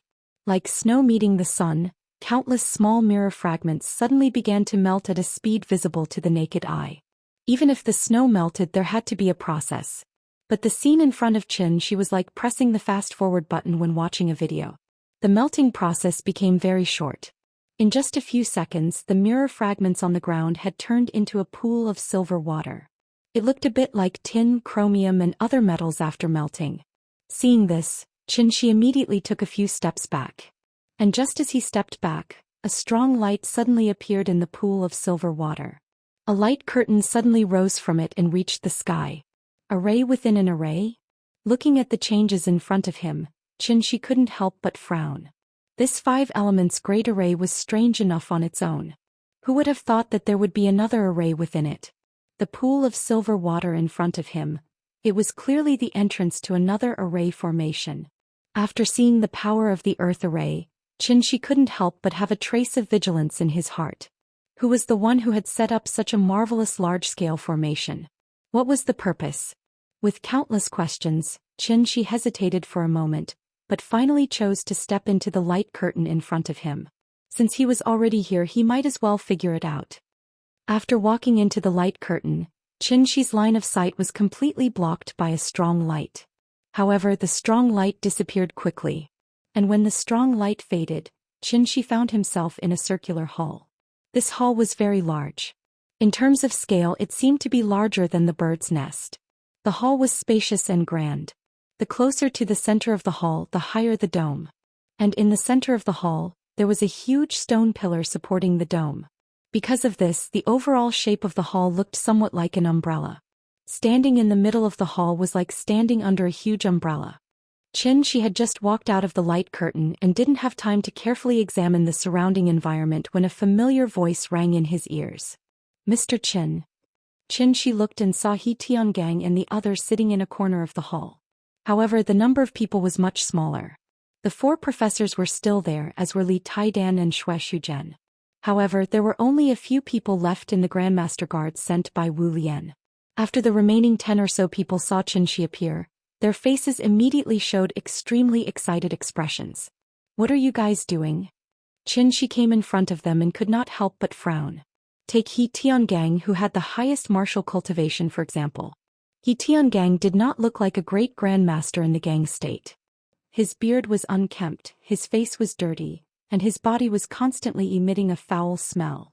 It looked like he had not bathed for a long time.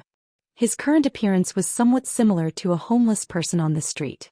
Seeing Xianxia's puzzled look, The excitement on He Tiangong's face slowly disappeared. After that, a look of self-blame and regret appeared on his face. He could not help but sigh. Mr. Qin, it's all my fault. I shouldn't have thrown away the stone that you gave me. What's going on? We can't find a way out. We're trapped here, He Tiangang quickly explained the matter to Qin Shi. It turned out that not long after the sun went down, the fog rose. Under He Tiangong's lead, the people cautiously tried to leave the oasis. However, no matter how they walked, they would eventually come to the giant tree. This situation should be the legendary, ghostly wall. He Tiangang had no choice but to approach the giant tree and try to find clues from it. He did not expect that this would trigger the formation door and make a passage appear in front of them. What happened after that was similar to what happened to Qin Shi. Metal, wood, water, fire and earth. He Tiangang and the others had a mission, so they naturally did not dare to act rashly in the face of all kinds of strange situations. However, for some reason along the way, although everyone knew that the things in the square were not to be touched, there were still people who could not control themselves and ran to touch those traps, thus losing their lives in vain. They kept moving forward in fear until they came to the hall in front of them. The hall was not dangerous, but there were no doors or windows. It was like a prison, completely trapping them here. After listening to He Tiangong's explanation, Qin Shi could not help but frown. Not to mention the metal, wood, water and fire formations just based on the earth formation at the end. How many people in this world could walk out alive with the exquisite layout of the formation within the formation? Qin Shi thought that they had been wiped out long ago. Thinking of this, Qin Shi could not help but ask in confusion, "How did you pass through the earth formation?" Hearing this, He Tiangang was stunned and asked in confusion, "Earth formation? What's an earth formation?" An illusion formation, like a dream. It will make you lose yourself in the dream and unable to wake up. You didn't encounter it? No. He Tiangang shook his head as if he understood Qin Shi's question. He then explained, "The earth formation you're talking about is the last square, right? There was nothing there, only a mirror. We couldn't find any other way, so in the end we tried to break the mirror, but we didn't expect to come here." After listening to He Tiangong's description, Qin Shi was silent. Directly skipping the earth formation. Based on the power of the earth formation, once they entered, there was absolutely no chance of survival for everyone present. Why didn't they trigger the earth formation? Could it be the earth formation only targeted immortal cultivators? Qin Shi thought silently. He looked at He Tiangang, then at the rest of the people. Then he suddenly thought of a question, so he quickly asked, "How long have you been here?" Hearing this, He Tiangang could not help but smile bitterly and shake his head, sighing. "It's been more than a month. We only brought 2 months' worth of rations. If we can't find a way out, I'm afraid we'll starve to death here." More than a month. Because he was too shocked, Qin Shi's face immediately showed an extremely shocked expression. He had not lost his composure like this for a long time. How long had it been since He Tiangang threw the stone, then entered the formation and found the hall? It had only been a few hours. How could more than a month have passed? The flow of time in this place. Could it be the same as Xianxia? Chapter 252.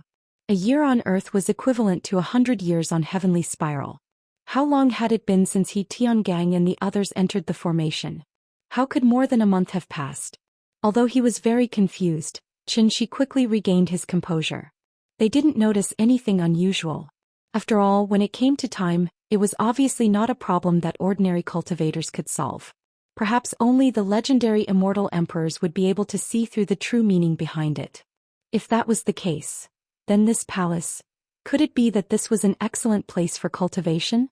Just like the House of Mind in Dragon Ball, a year in the outside world was only a day inside. A cultivation place like this was close to being a bug in the system. The flow of time in different places in the universe was different. In Einstein's theory of relativity, it was believed that time and space were related. When combined together, they would form a four-dimensional space-time coordinate and participate in the process of physical changes. A typical example could be given.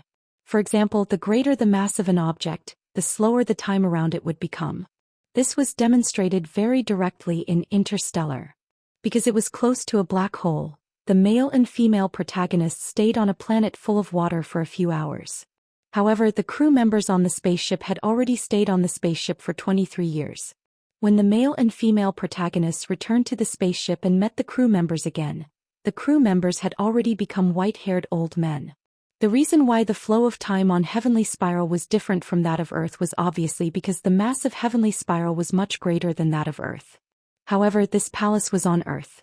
So, what was the reason for the flow of time in this palace to be different from that of the outside world? Xianxia was only at the soul formation stage. He hadn't even comprehended the void. Naturally, it was impossible for him to comprehend the true meaning of time. Therefore, after frowning and thinking for a while, he decisively threw this inexplicable phenomenon to the back of his mind. The most important thing now was to find a way to leave this palace. As for the rest, he would think about it later. Thinking of this, Xianxia couldn't help but look up at the dome. There were circles of strange patterns on the dome. It was as if a large net was hanging in the sky. He looked down at his feet. The floor of the palace looked dark and shiny. The material seemed to be obsidian. The floor was not flat because there were many protruding lines on it. They looked similar to the lines on the dome. In the large hall, the white dome and black floor actually presented a different kind of beauty due to the similarity of the veined patterns. Apart from the giant stone pillar that supported the dome, there was nothing else in the hall. Xianxia circled the stone pillar but didn't find anything out of the ordinary. So, in front of everyone's surprised eyes, he jumped up and flew directly to the dome. Seeing this, He Tiangang couldn't help but smile. He clenched his fists and shouted excitedly, "We're saved." Hearing this, the Wu Lian people were all overjoyed. The person in front of him was a legendary celestial. He must have a way to get them out of this damned place. Li Taidan and Xue Shuzhen had been by Xianxia's side for a few days now. When they saw Xianxia suddenly reveal such an inhuman side, they were shocked. Their eyes were wide open and they couldn't say a word. Mr. Qian could fly? Could he be Superman? The people below were very excited, but after Xianxia flew to the dome, he couldn't help but frown. There was no light source in the hall, but it was still as bright as day. There wasn't even a shadow. Standing in the hall was like standing under a shadowless lamp. There wasn't even a shadow to be seen. The light source seemed to be on the dome.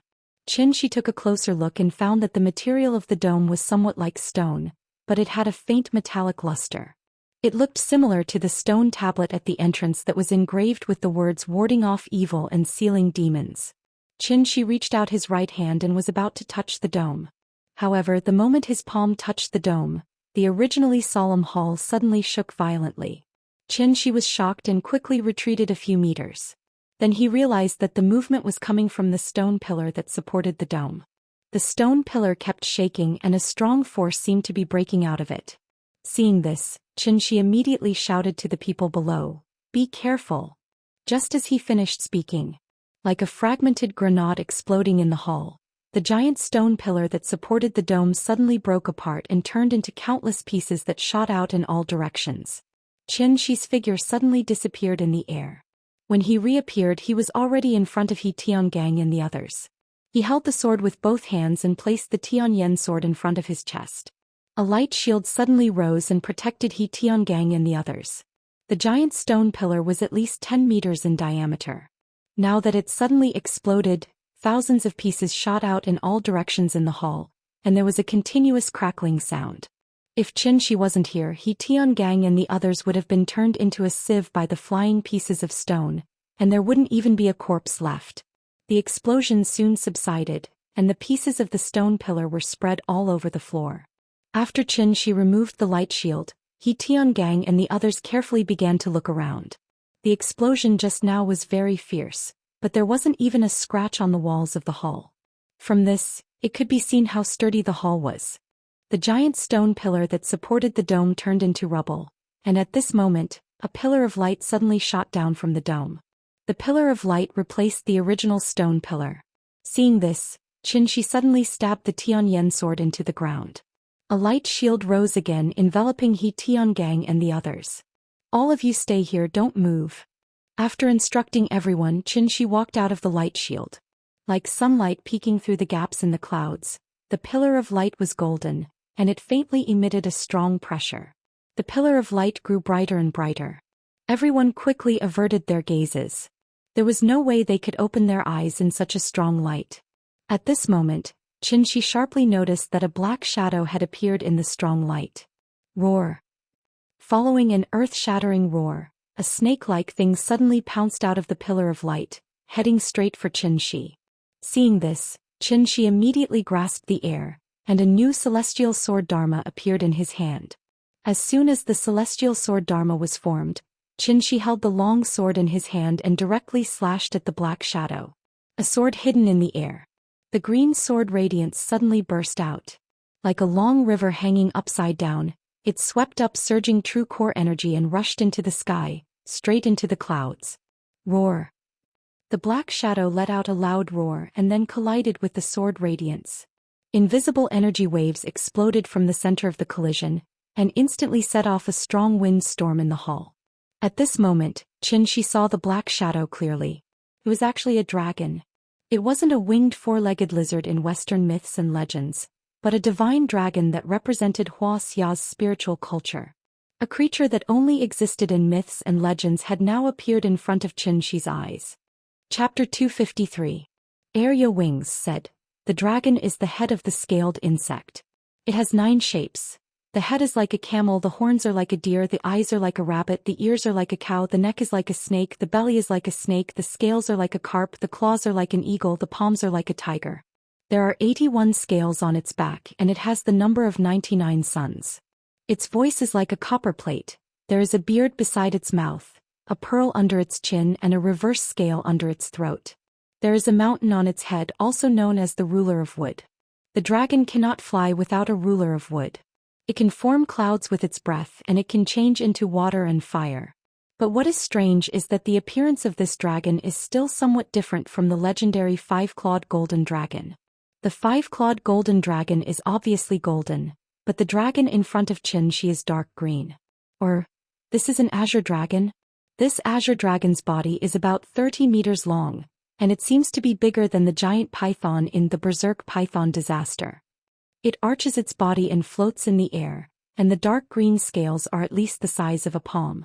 Looking carefully, the scales seem to be shining with an indescribable luster, which can be called flowing light and colorful. Dragons are a symbol of auspiciousness, but its appearance is definitely not cute, and it even looks a little ferocious. When this azure dragon stares at Xianxia with its golden vertical pupils, its eyes suddenly become like a human's, suddenly with a bit of fierceness. In this regard, Xianxia did not have much reaction, but the group of people behind him were frightened. Among them, a few of the less resolute ones were so frightened that they fell to the ground. This is a living dragon. After the azure dragon flew out of the light pillar, it immediately roared at Xianxia. The hidden dragon has fallen asleep, and its roar moves thousands of mountains. Seeing that the azure dragon was about to pounce, Xianxia raised his hand and slashed. However, this azure dragon did not dodge.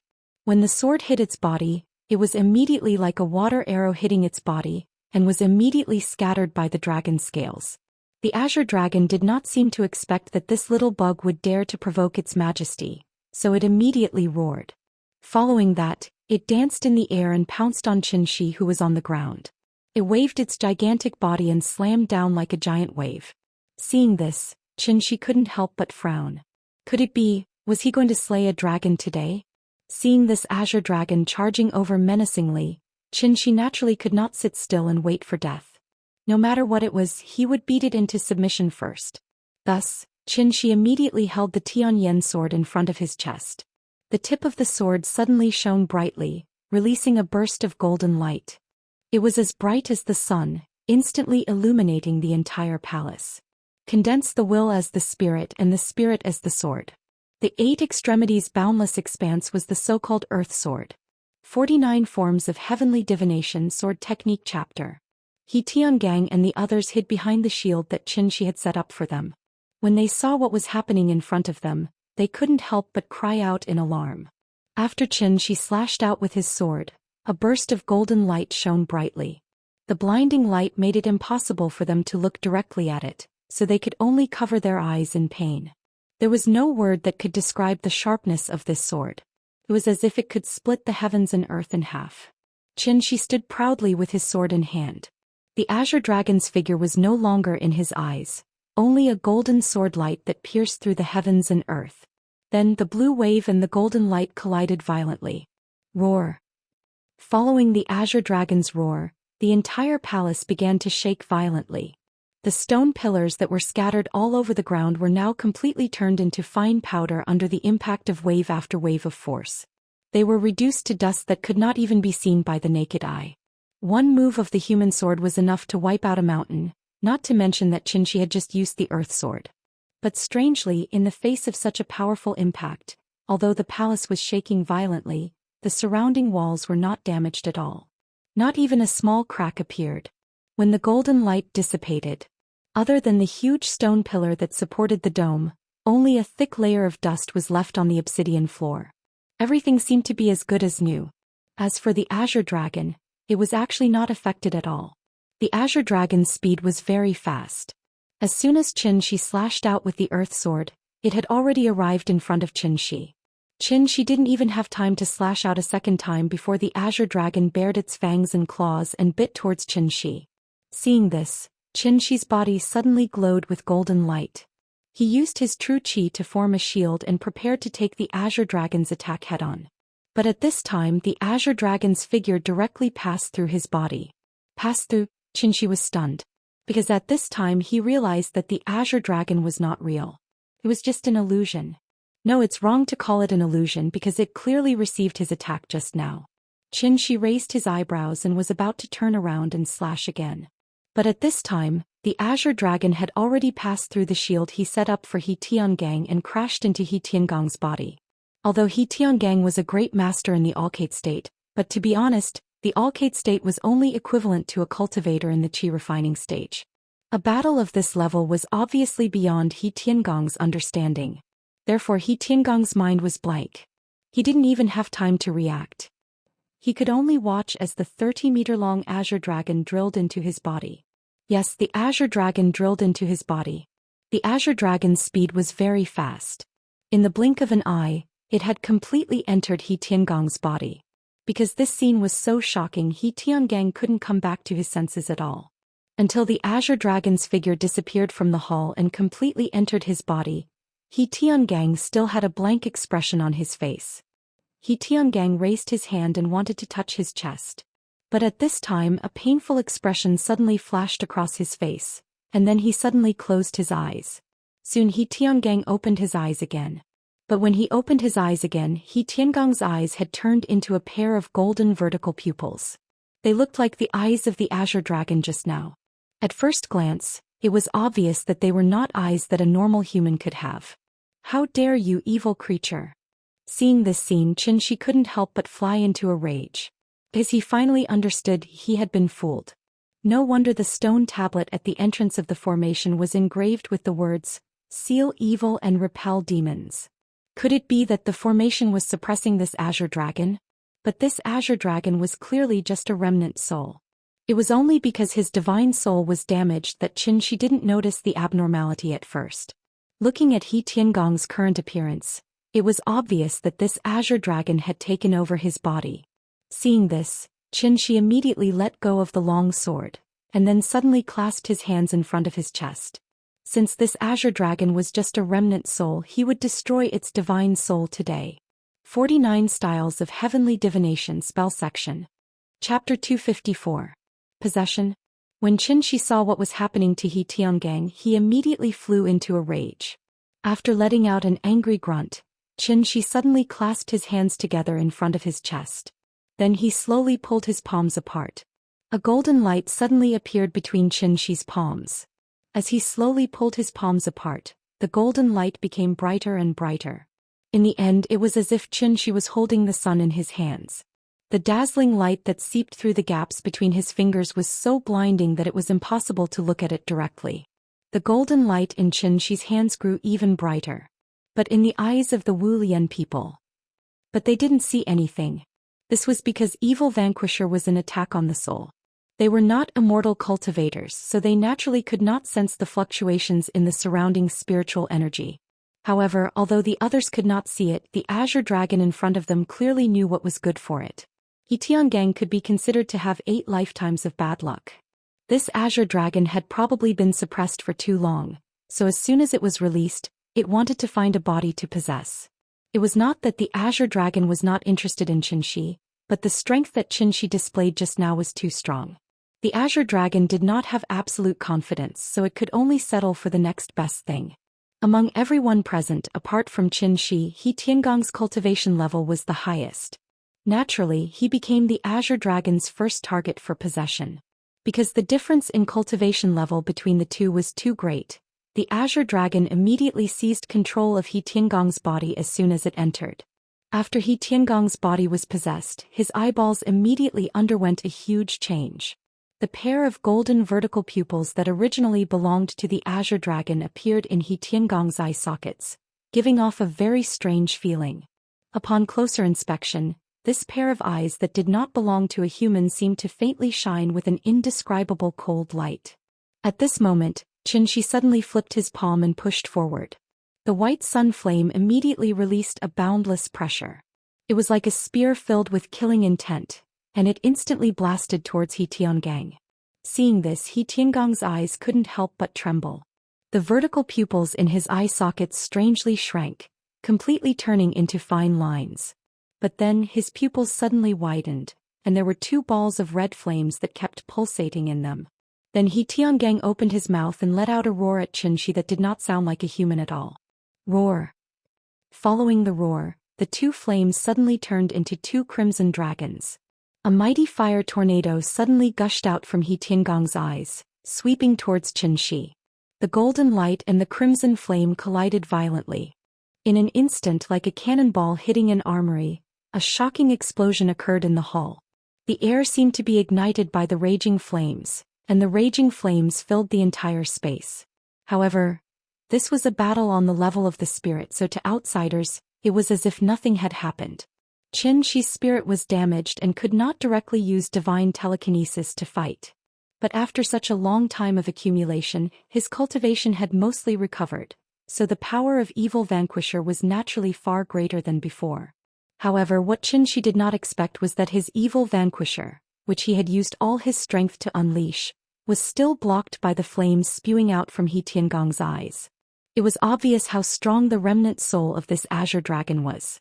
Although Wu Lian and the others couldn't see what Qin Shi and He Tiangang were doing, a battle of spirits of this level, just the spiritual storm created by the collision was enough to give them a splitting headache. Naturally, they couldn't pay attention to what was happening around them. Iron Egg Li and Xue Shujian were professional soldiers with strong willpower, but even so, they bitterly held on for about 5 seconds before their eyes rolled back and they completely fainted. If even they were in such a state, there was no need to mention an ordinary person like Professor He, who had no foundation in cultivation. Seeing their companions collapse one after another, the remaining neutralizing grandmasters gritted their teeth and held on for about 10 seconds before collapsing to the ground one after another. Only 2 people remained standing in the hall. In contrast to Qin Shi's calm and collected appearance, He Tiangong's condition was clearly much worse. Not only was his face pale, but his forehead was also covered in sweat. His tired appearance made him look like an athlete who had just finished a round of a marathon. After all, the Azure Dragon had just successfully taken over this body. This level of exhaustion was naturally a bit too much for it to bear. So when it saw Qin Shi acting as if nothing had happened, the Azure Dragon's heart immediately trembled. It couldn't help but use He Tiangong's body to speak. Very strong. Have you no grudge. Let me leave. You will remember your kindness. His accent was very strange. He sounded like a foreigner. It was just a short sentence, but it took a lot of effort to speak. Obviously, the Azure Dragon hadn't gotten used to this body yet and couldn't control it skillfully. Hearing this, Qin Shi looked at him deeply, then replied with a serious face, "I can let you go, but the premise is, you have to leave his body." "Oh no." Hearing that Qin Shi wanted it to leave He Tiangong's body, the Azure Dragon immediately replied, "Without a body, I can't leave here." "Okay, then there's nothing to talk about." Qin Shi shrugged indifferently, then said with a regretful expression, "I brought him here. You took over his body right in front of me and now you want to leave safely like nothing happened? Let me tell you, there's no such thing as a cheap deal in this world." After hearing Qin Shi's words, He Tiangong's expression immediately became uncertain, as if he was thinking. But Qin Shi didn't intend to give him too much time to think. Although He Tiangong's body was occupied by the Azure Dragon, his consciousness obviously couldn't be swallowed by the Azure Dragon so quickly.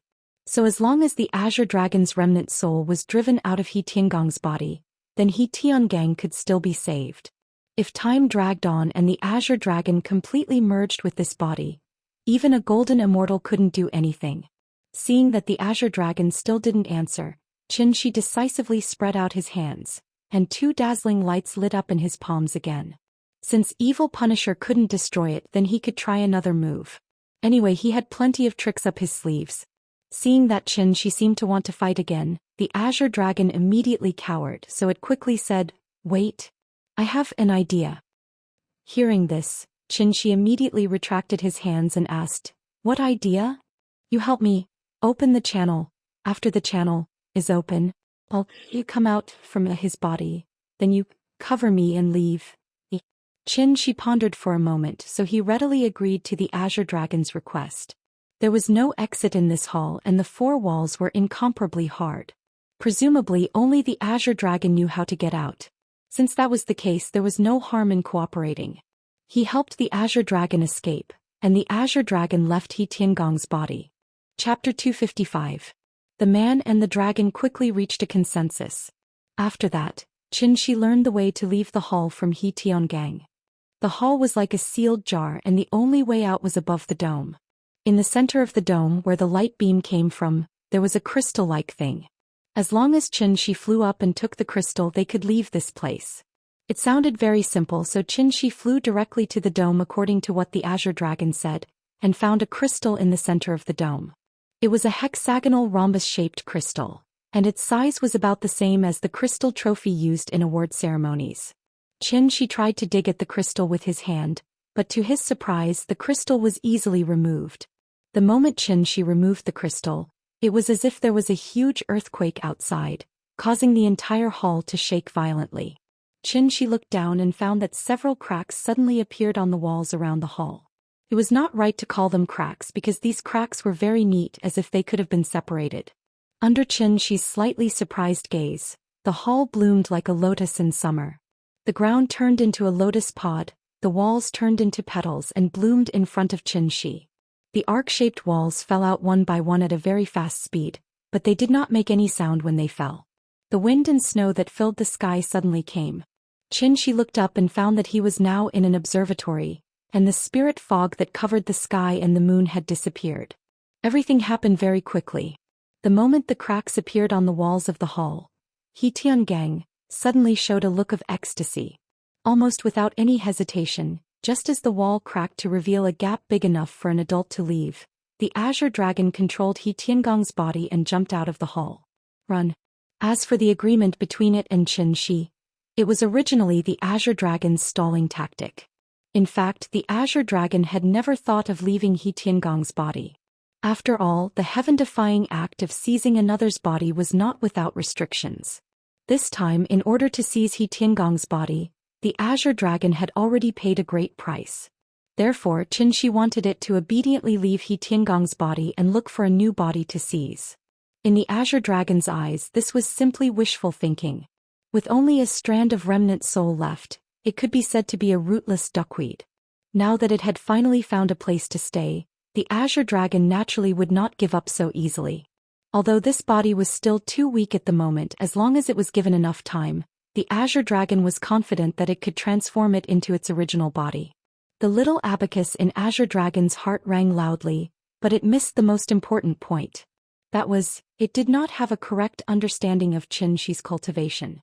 Therefore, as soon as He Tiangang moved, Qianxia, who was flying in the air, lowered his head and looked at He Tiangang's fleeing figure. There's a path to heaven, but you don't want to take it. There's no door to hell, but you insist on barging in.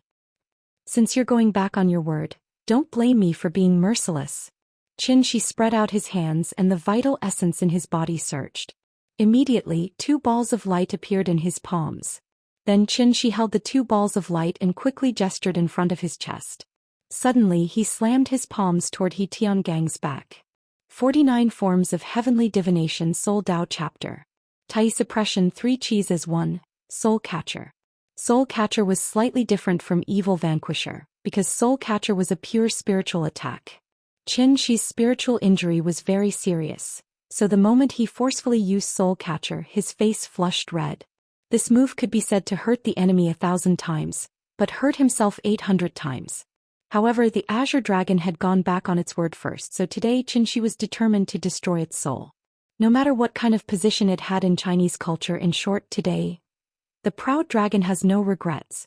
Perhaps sensing the pressure coming from behind, He Tiangang stepped on the snow and quickly leaped out. At the same time, he did not forget to look back.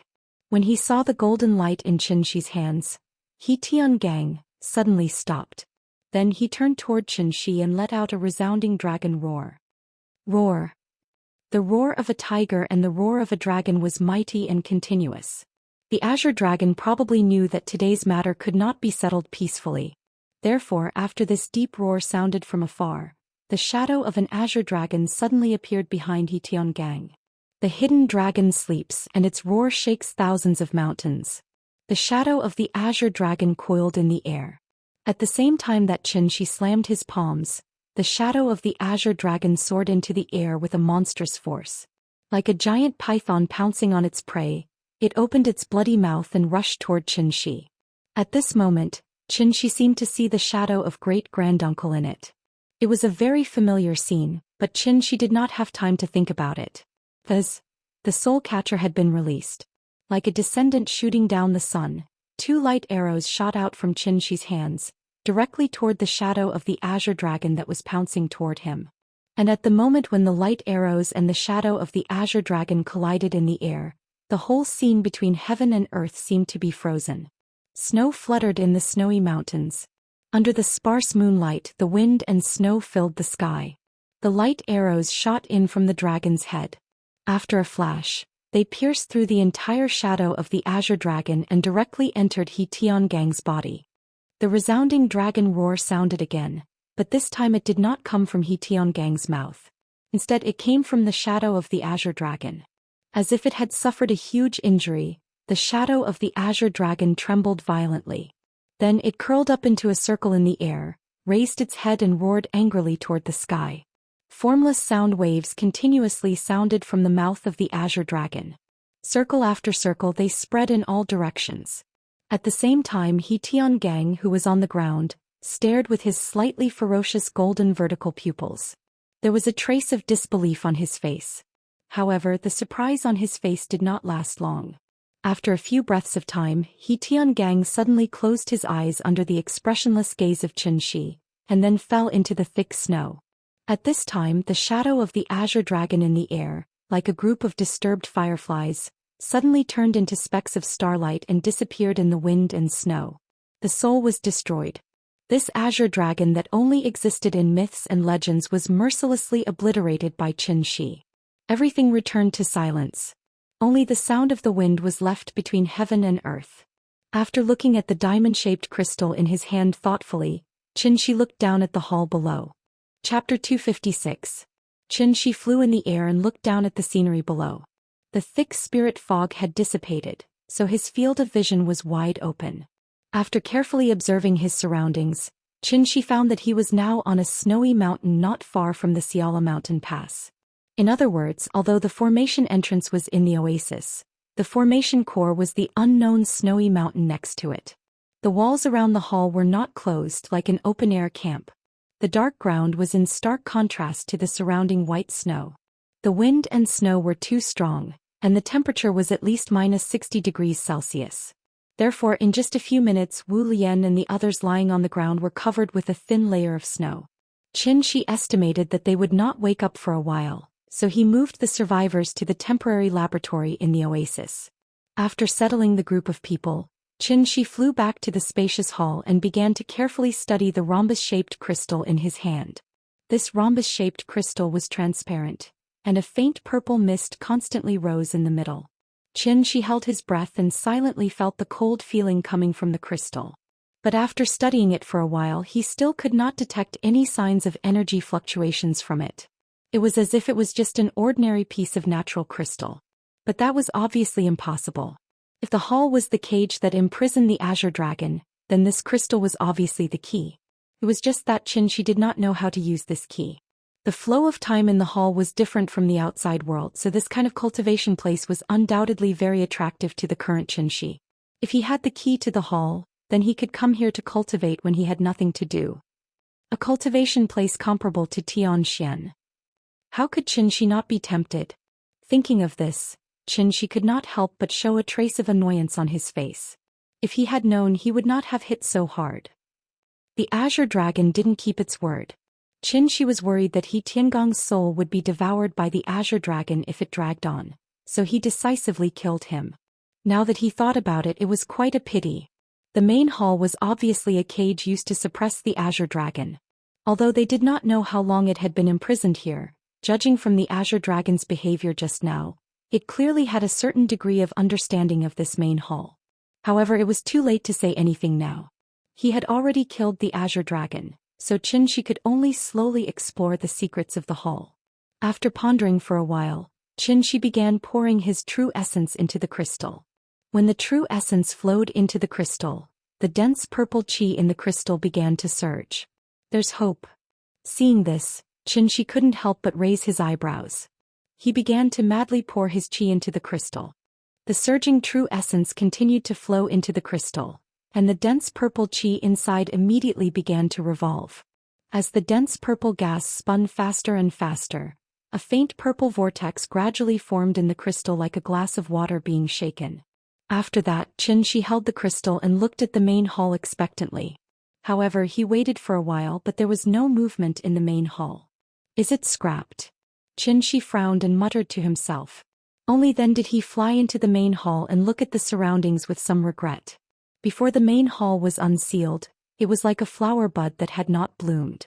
After Xianxia plucked the crystal, the lotus began to bloom. With the base of the main hall as the center, the walls fell back one by one and split into 16 petals. The shape of each side was quite similar to the petals of the lotus. This shape, it did not look like the 9 lotus seats under the gods. Xianxia came to one of the walls and began to touch and knock on it, trying to find some useful clues. However, after studying for a while, he did not find anything strange, so he had to give up helplessly. This main hall was probably the same as the formation, which was a one-time use, so there was no way to restore it after it was activated. What a pity! Xianxia flew to the top of the main hall against the wind and snow.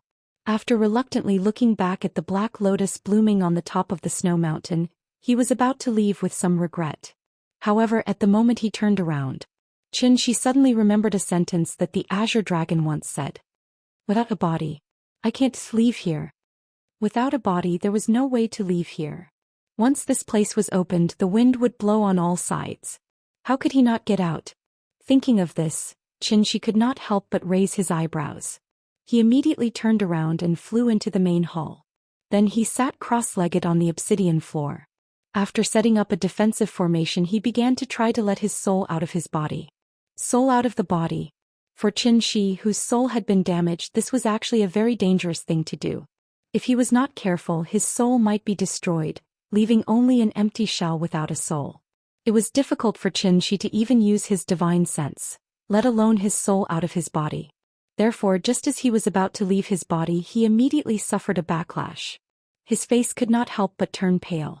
Xianxia had no choice but to temporarily stop this dangerous behavior, and then silently adjust his breathing. Danger always accompanied opportunity. This cultivation place was extremely tempting to Xianxia, so he did not want to give it up. Therefore, after a simple adjustment, Xianxia began to try again. Bit by bit, he let his soul out of his body. The shape of the soul was not fixed. Although the azure dragon had been imprisoned for a long time, its soul had always maintained the appearance of its original body. From this, one could see the strength of the azure dragon's soul. Because Xianxia's soul was damaged, his soul looked like a weak flame. It was so weak that it could be extinguished by the wind at any time. When the flame flew out from between Xianxia's eyebrows, Xianxia entered a mysterious state. He didn't need eyes or ears, but he could clearly see everything around him. Even how a snowflake fell from the sky and how many times it spun in the air, Xianxia was very clear. This was the so-called divine sense. It was a type of perception that transcended the 5 senses. It was like a radar, and even the rustling of grass in the wind could not escape his divine sense. After his soul left his body, Xianxia, who had turned into a flame, carefully approached the edge of the hall. And just as Xianxia's soul was about to float out of the hall, a bright light suddenly appeared in front of him.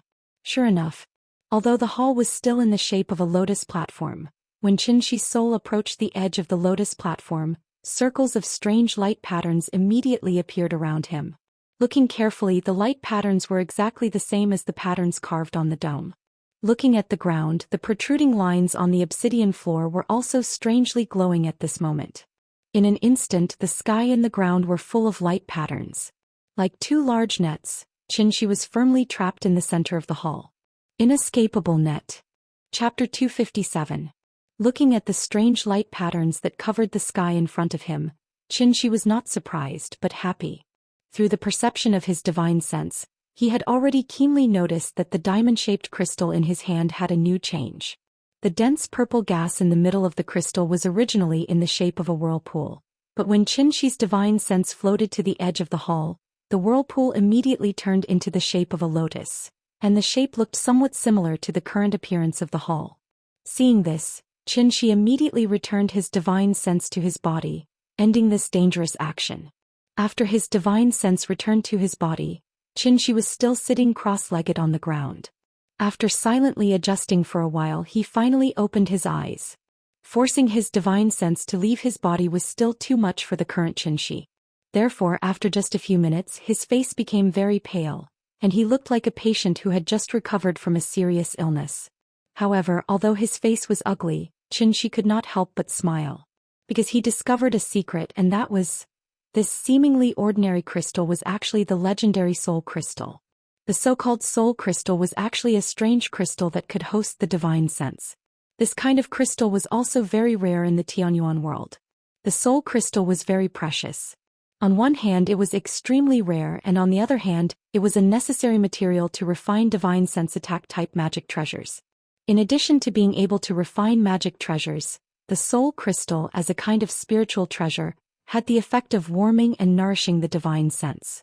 With the environment on Earth, it was obviously impossible to breed a magical medicine that could heal divine sense injuries. Therefore, this soul crystal was definitely a life-saving straw for Xianxia, whose divine sense was injured. No wonder this hall could imprison the azure dragon's divine sense. It was obviously because of this soul crystal. Thinking of this, Xianxia had a rough understanding of the mechanism of the hall's operation. Using the soul crystal as the eye of the formation to imprison the azure dragon, who was only left with his divine sense. And the reason why he Tiangang and the others had not triggered any mechanism after being trapped for more than a month was, they were not immortal cultivators, so they did not have enough pure true essence to trigger the mechanism. Therefore, this array formation and the main hall were obviously set up by immortal cultivators. Moreover, this unknown, immortal cultivator was at least at the insightful emptiness realm. Otherwise, it would be impossible for him to set up such a grand formation that involved the true meaning of the word void. With the soul crystal as the core of the formation, if not for his appearance and triggering the mechanism in the hall, the azure dragon who had lost his physical body would never have been able to escape the seal. There are also immortal cultivators on Earth? Thinking of this, Xianxia suddenly frowned. It was said that the proud dragon had no regrets, but now he was a little regretful.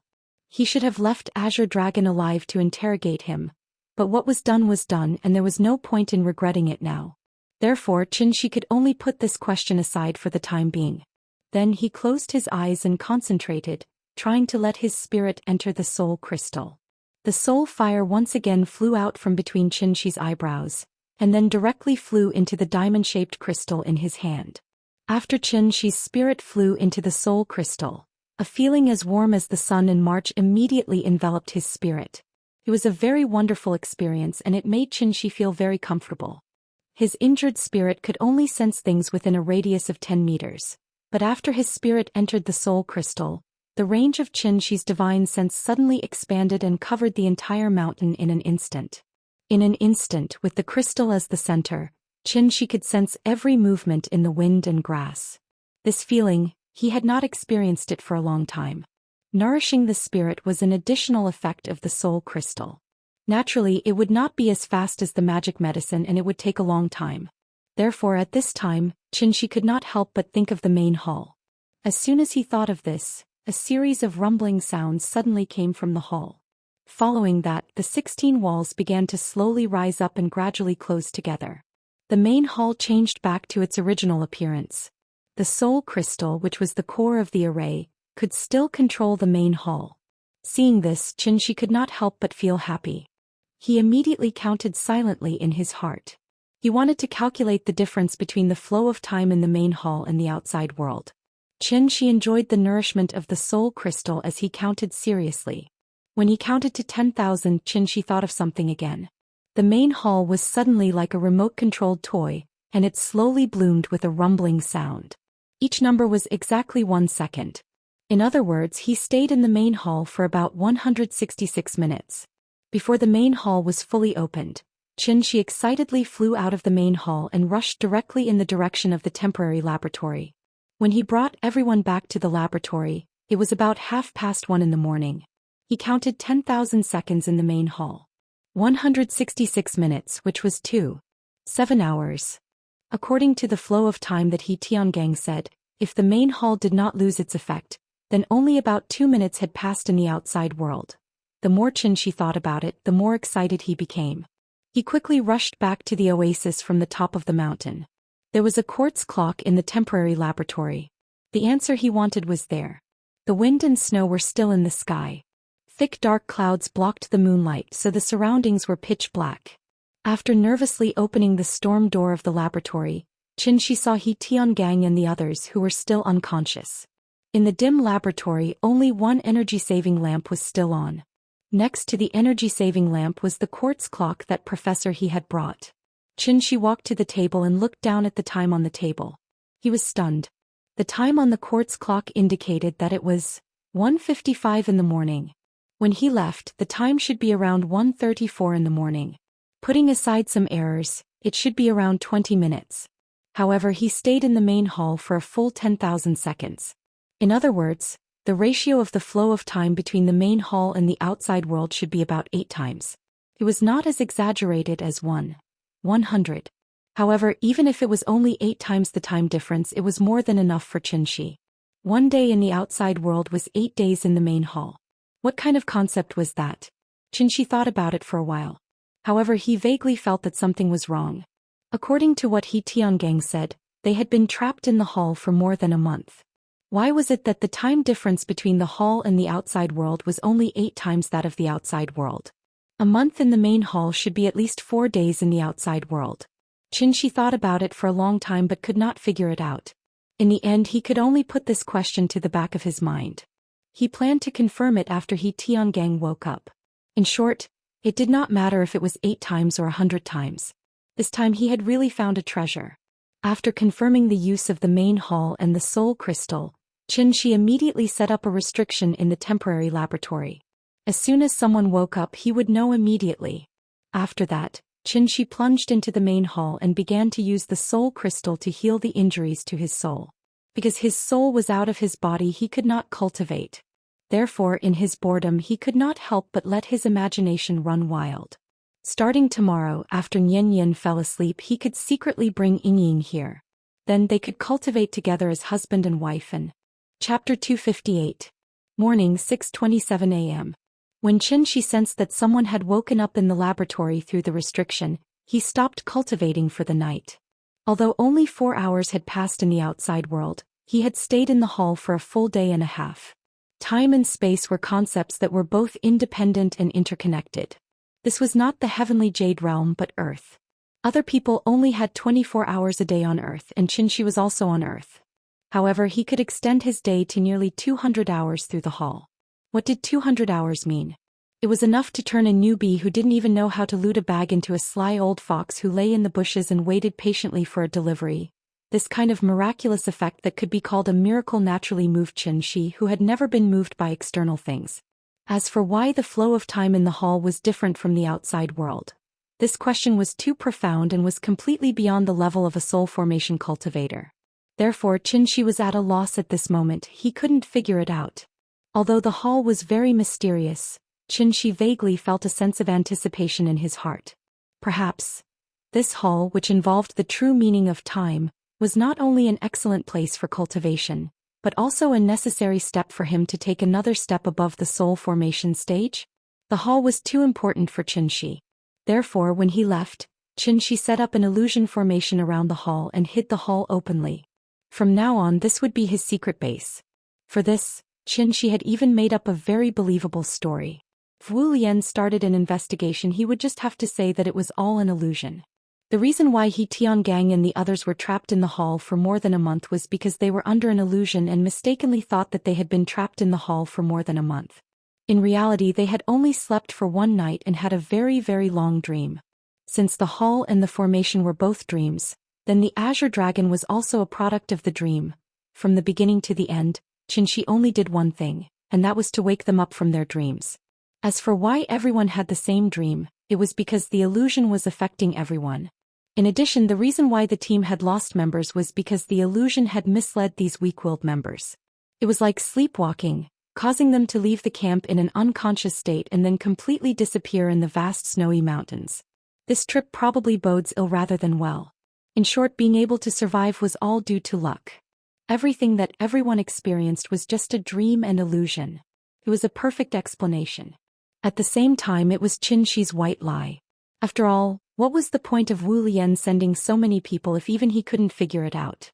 I'll fool him first and he'll slowly investigate in the future. By the time Xianxia returned to the laboratory, only the two neutralizing grandmasters were awake. When He Tiangang and the professors woke up, it was already 10 o'clock in the morning. Because he had almost been possessed by the Azure Dragon, He Tiangang's mental state was very bad after waking up.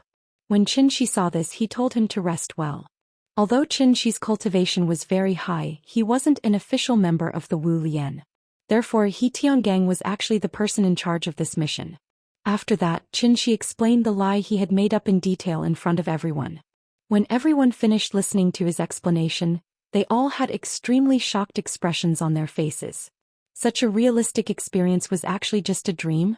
Although everyone felt that this matter was too strange, there was still time to prove it. Therefore, after digesting it, they could only reluctantly believe Xianxia's words.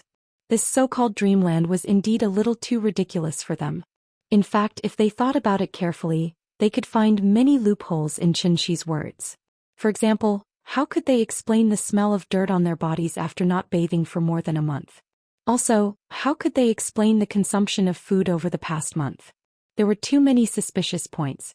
No one was an idiot. However, Xianxia's words were reasonable and there was also time to prove it. Therefore, no matter how doubtful everyone was, they had to convince themselves to believe Xianxia's words in the end. After all, they couldn't think of a better explanation. The team had inexplicably lost members. This was a serious matter. Therefore, even though He Tiangang still didn't understand the situation, he still honestly recorded everything in the mission log. Just like what Xianxia said, it was already good enough that they survived. As for what exactly happened last night, this was obviously not a question he should be thinking about now. Because he was also a smart person. The snow had been blowing heavily all night. Now it was finally sunny. He Tiangang had already seen the strangeness of the oasis. Therefore, the first thing he did after the weather cleared was to move the temporary laboratory to the edge of the oasis. It was about 200 meters away from the oasis on a glacier plain. At this moment, he would rather be in an environment of -50 degrees Celsius in the cold wind than easily get close to the oasis. As long as the professors finished collecting the data, He Tiangang could take everyone on a trip and leave. However, this process would take about 10 hours. Because of this, He Tiangang's heart was almost in his throat. He could only keep praying in his heart that nothing would go wrong. Unlike He Tiangang, who was on tenterhooks, Xianxia was very calm. After patrolling the area with everyone, Xianxia stuffed a stone into He Tiangang's hand. The spirit fog dissipated and the mysterious 5 elements formation also disappeared. Although the hall didn't disappear, the soul crystal, which was the core of the formation, was in his hands. The danger was gone, so Xianxia was thinking, was it time for him to get off work and go home? It was almost noon. If Nian Yin didn't see him when she woke up, would she cry to Ying? When he thought of the little girl's clingy look, Xianxia suddenly became eager to go home. He couldn't wait to fly back to the little girl's side. After last night's experience, when He Tiangang saw Xianxia handing over another stone, he didn't even wait for Xianxia to speak. He Tiangang rushed to take the stone and smiled. I understand. Mr. Chen, go do your work. I'll throw the stone if there's anything. Hearing this, Xianxia suddenly smiled. Saving his life was worth it. This He Tiangang was interesting. After talking with He Tiangang, Xianxia left the Xiaoqin Glacier. When he returned to Chengdu, it was already 1 o'clock in the afternoon. Xianxia hid his body and landed in a secluded alley behind Wuhou Shrine Street. He had just walked out of the alley and looked up to see that the entrance of Aunt Zhang's neighborhood was crowded with people.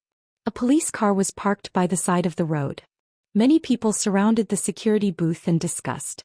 Looking at the situation, it seemed that something big had happened in the neighborhood. Although they were separated by a street, Xianxia's ears were very sharp. Therefore, when he walked to the neighborhood, a conversation among the onlookers instantly made Xianxia frown. I heard that a child was kidnapped. What a big child. 4 or 5 years old. Is it a boy or a girl? Little girl, she looks so obedient. Oh, why don't those bastards get their retribution? Xiaoqiu is so wicked. He's probably been hit by a car and died on the road. Attention Lamake 666. Chapter 259. There was a child abducted in the community?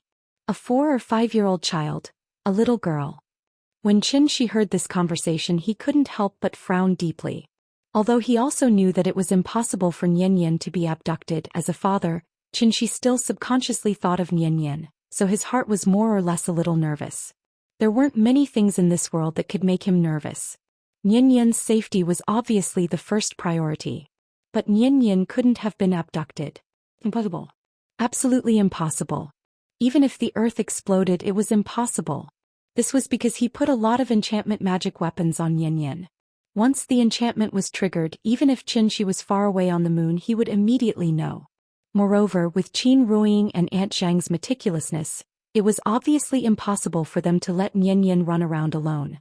So they basically eliminated the possibility of Nian getting lost. However, even if he knew that this was impossible, Xianxia was still a little worried, so he subconsciously quickened his pace. In the blink of an eye, he had already arrived at the gate of the community. Auntie Zhang's neighborhood was an old-fashioned neighborhood that didn't even have elevators. Naturally, there wouldn't be any grand decorations at the entrance of such a neighborhood. Even the railings for parking fees were only built after cars became popular. There were many people gathered at the gate of the community. Most of them were uncles and aunties above the age of 40. The family who lost the child lived in the building next to Aunt Zhang's. The child's parents had to work, so it was usually the grandparents who took care of the child. Now that the child was lost, the old couple could only sit on the ground and cry helplessly.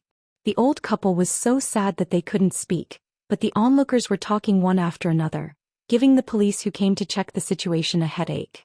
After all, losing a child attracted more attention than jumping off a building. There were only 3 surveillance cameras in the community and one of them was at the gate. However, the resolution of these cameras wasn't high and they were in black and white, so the images looked very blurry. After the police checked the surveillance footage based on the time when the child went missing, it took them a lot of effort to find the footage of the child leaving the neighborhood. The child ran out on her own, but she was following behind a woman riding an electric scooter. It seemed that she was willing. Human traffickers generally liked to abduct children under the age of 5 because the children's minds were not fully developed yet. Naturally, they would not be vigilant and would be pleased with toys or candy. Speaking of human traffickers, it was actually an occupation with a long history.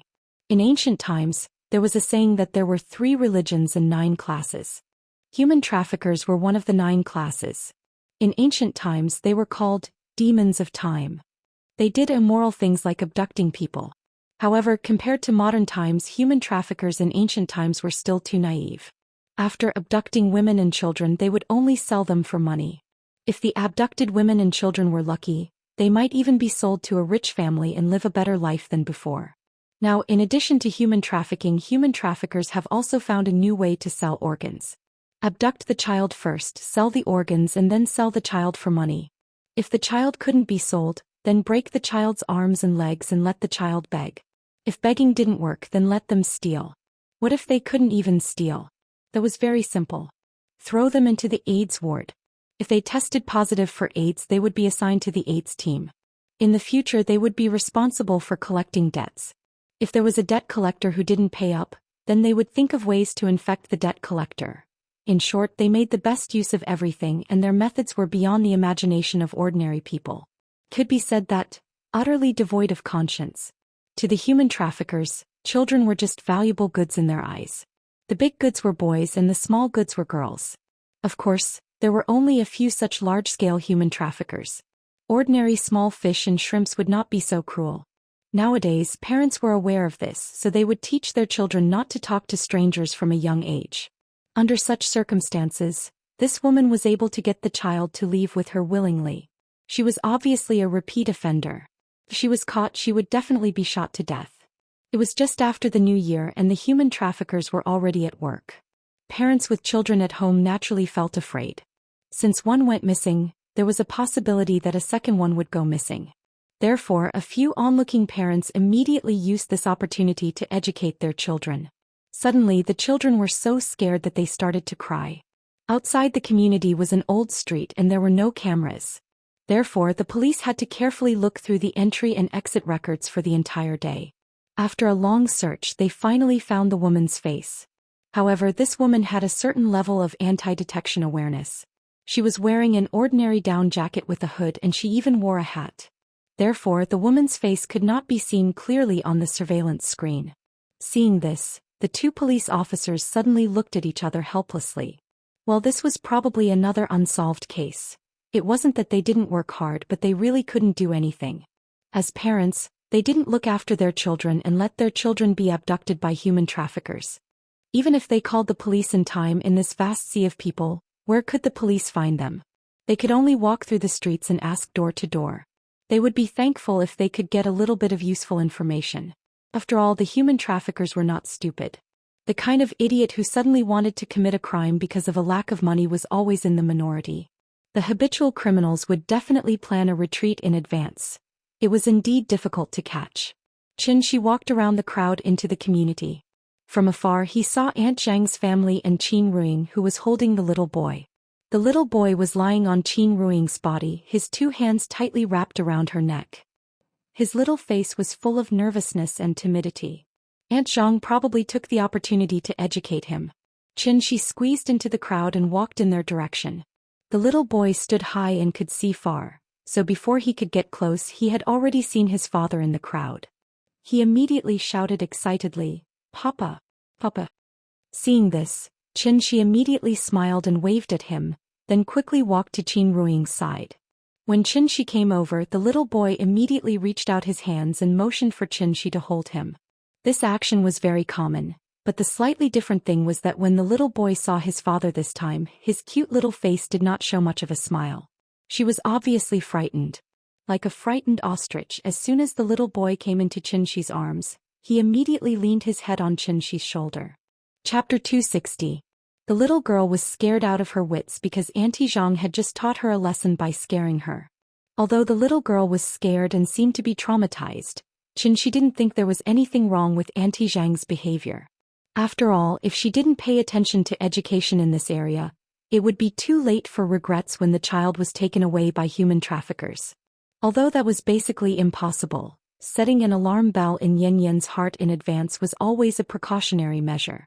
Human trafficking had always been the most serious topic of this era. Behind it was the dark side of civilized society. Why did human traffickers like to abduct children under the age of 5? It wasn't just because children were easy to deceive, but because children couldn't remember things. After 2 or 3 years, they basically didn't recognize their biological parents. Instead, they would treat the family that adopted them as their closest relatives. After many years, even if the child had a little bit of memory before they were abducted, it was usually just fragmented fragments and not enough for them to recall the complete experience. Ordinary people might feel that this kind of thing was far away from them, so whenever they saw news about it, they felt like they were listening to a book from heaven and had no interest in it at all. But all of this was actually close at hand. According to statistics, there were as many as 20,000 cases of human trafficking of women and children in the country in 2015, but the number of cases that were solved was only 3,000. The solving rate was only 17%, not even 20%. And behind these simple numbers, there were families that were shattered because of the loss of their children, as well as parents who were devastated. Human traffickers didn't need to be ruthless like the underworld, so they usually looked ordinary. They might be kind aunties passing by on the street corner, or they might be honest farmers. But under those seemingly harmless skins, there was a cold and cruel heart. Therefore, in Xianxi's view, there were two kinds of behavior in this world that could be called heinous and could be directly shot once caught. And that was drug dealers and human traffickers. The Western region had always been the disaster area of human trafficking cases. Although Chengdu had successfully become a new first-tier city in recent years, this kind of thing was still a common occurrence. Auntie Zhang's goal of educating the child had been achieved, so she waved her hand and asked everyone to go home. During this time she pursed her lips and didn't say a single word. In fact, whether it was Aunt Zhang or the onlookers, they could only feel a deep sense of helplessness at the same time. This also caused the atmosphere at the entrance of the residential area to be very oppressive. The old couple who had lost their child sat on the ground and cried miserably. That pitiful look really made people feel sad. After all, they were all people with children. As long as they imagined that their child was lost, that feeling of despair and helplessness would immediately surge into their hearts. He truly felt the same way. The police quickly understood what had happened, so they wanted to invite the two elders back to the police station to start the investigation.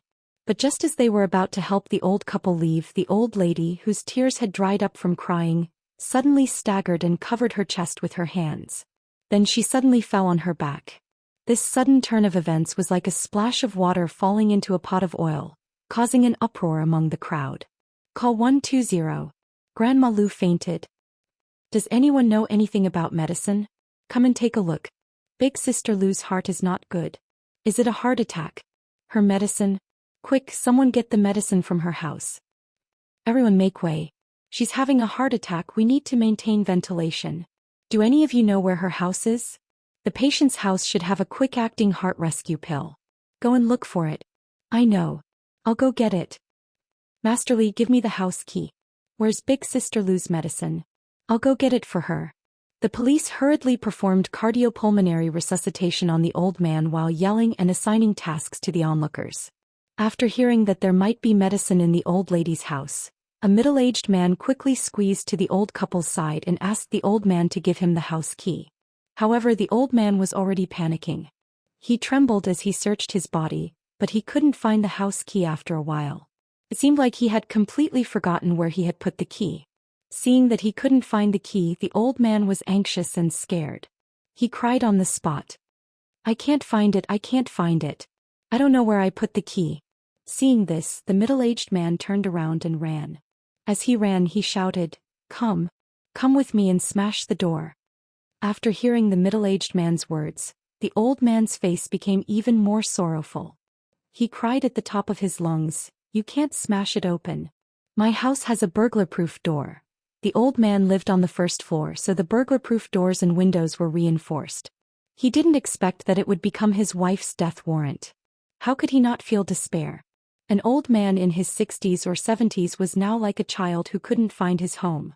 He could only sit on the ground and cry helplessly. These heavy blows one after another had obviously caused the old man to completely collapse. Just as the scene was in chaos, a calm voice suddenly sounded from behind the police. Police comrade, I'm a doctor from Huaxi's cardiovascular department. Can you let me take a look at the situation? Hearing this, the police who were performing CPR on the old man was overjoyed. He immediately stood up and shouted, Come doctor, come and take a look. This doctor who came like timely rain was obviously Xianxia. Based on the old man's current situation, it should not be a simple heart attack. It should be a myocardial infarction caused by excessive stimulation. To explain it in professional terms, the old man's emotional agitation caused his blood pressure to rise sharply. The burden on the left ventricle was obviously increased, the secretion of catecholamines increased, the demand for oxygen and blood in the myocardium increased, and the coronary artery was obviously insufficient, resulting in myocardial infarction and sudden cardiac arrest. Myocardial infarction was an extremely dangerous state. It could be said to be half a step into the gates of hell. The golden time for rescue usually did not exceed 30 seconds. The two police officers present had only learned some simple first aid skills, so they could not see the seriousness of the problem at all. They did not even realize. The old man's heart had stopped beating. Xianxia squatted beside the old man and pretended to pinch the old man's philtrum. Only then did he quietly release his true vitality.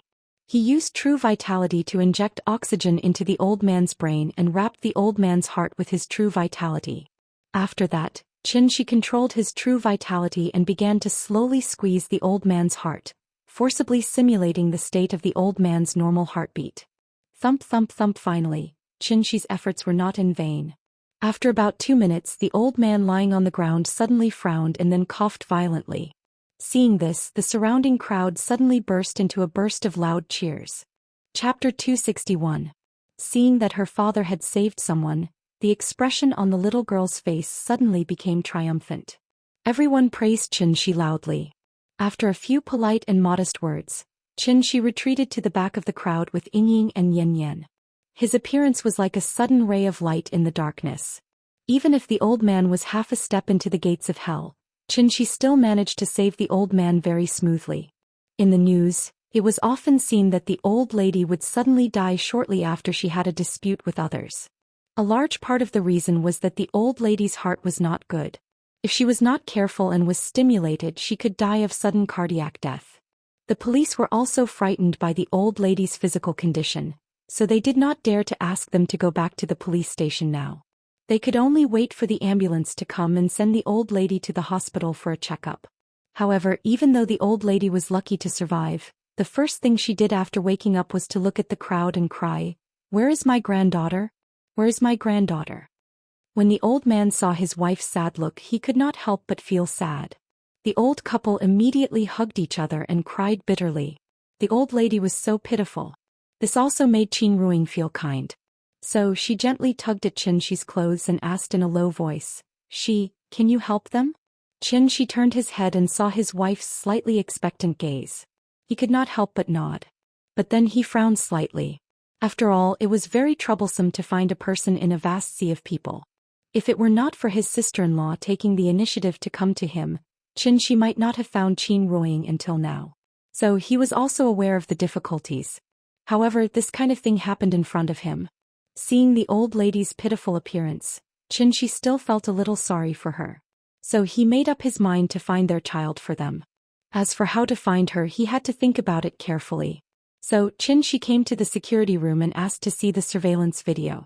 Because he had just saved the old lady, the security guard's attitude towards him was very friendly. Almost as soon as Xianxia suggested his idea, the security guard began to retrieve the surveillance footage for him. "I saw that woman come in. She was riding a battery-powered scooter. She should be in her 40s or 50s, but it was just a glimpse, so I can't remember clearly. Do you have a picture of the child?" "Yes, this is a recent photo of the doll. Uncle Lee just showed this to the police. I saved a copy and I'm going to put up a missing person notice on the door later." Xianxia looked at the child's photo carefully. After memorizing the child's appearance, he nodded and said to the security guard, "Okay, I'll go out and ask my friends to help me see if there are any clues about the child."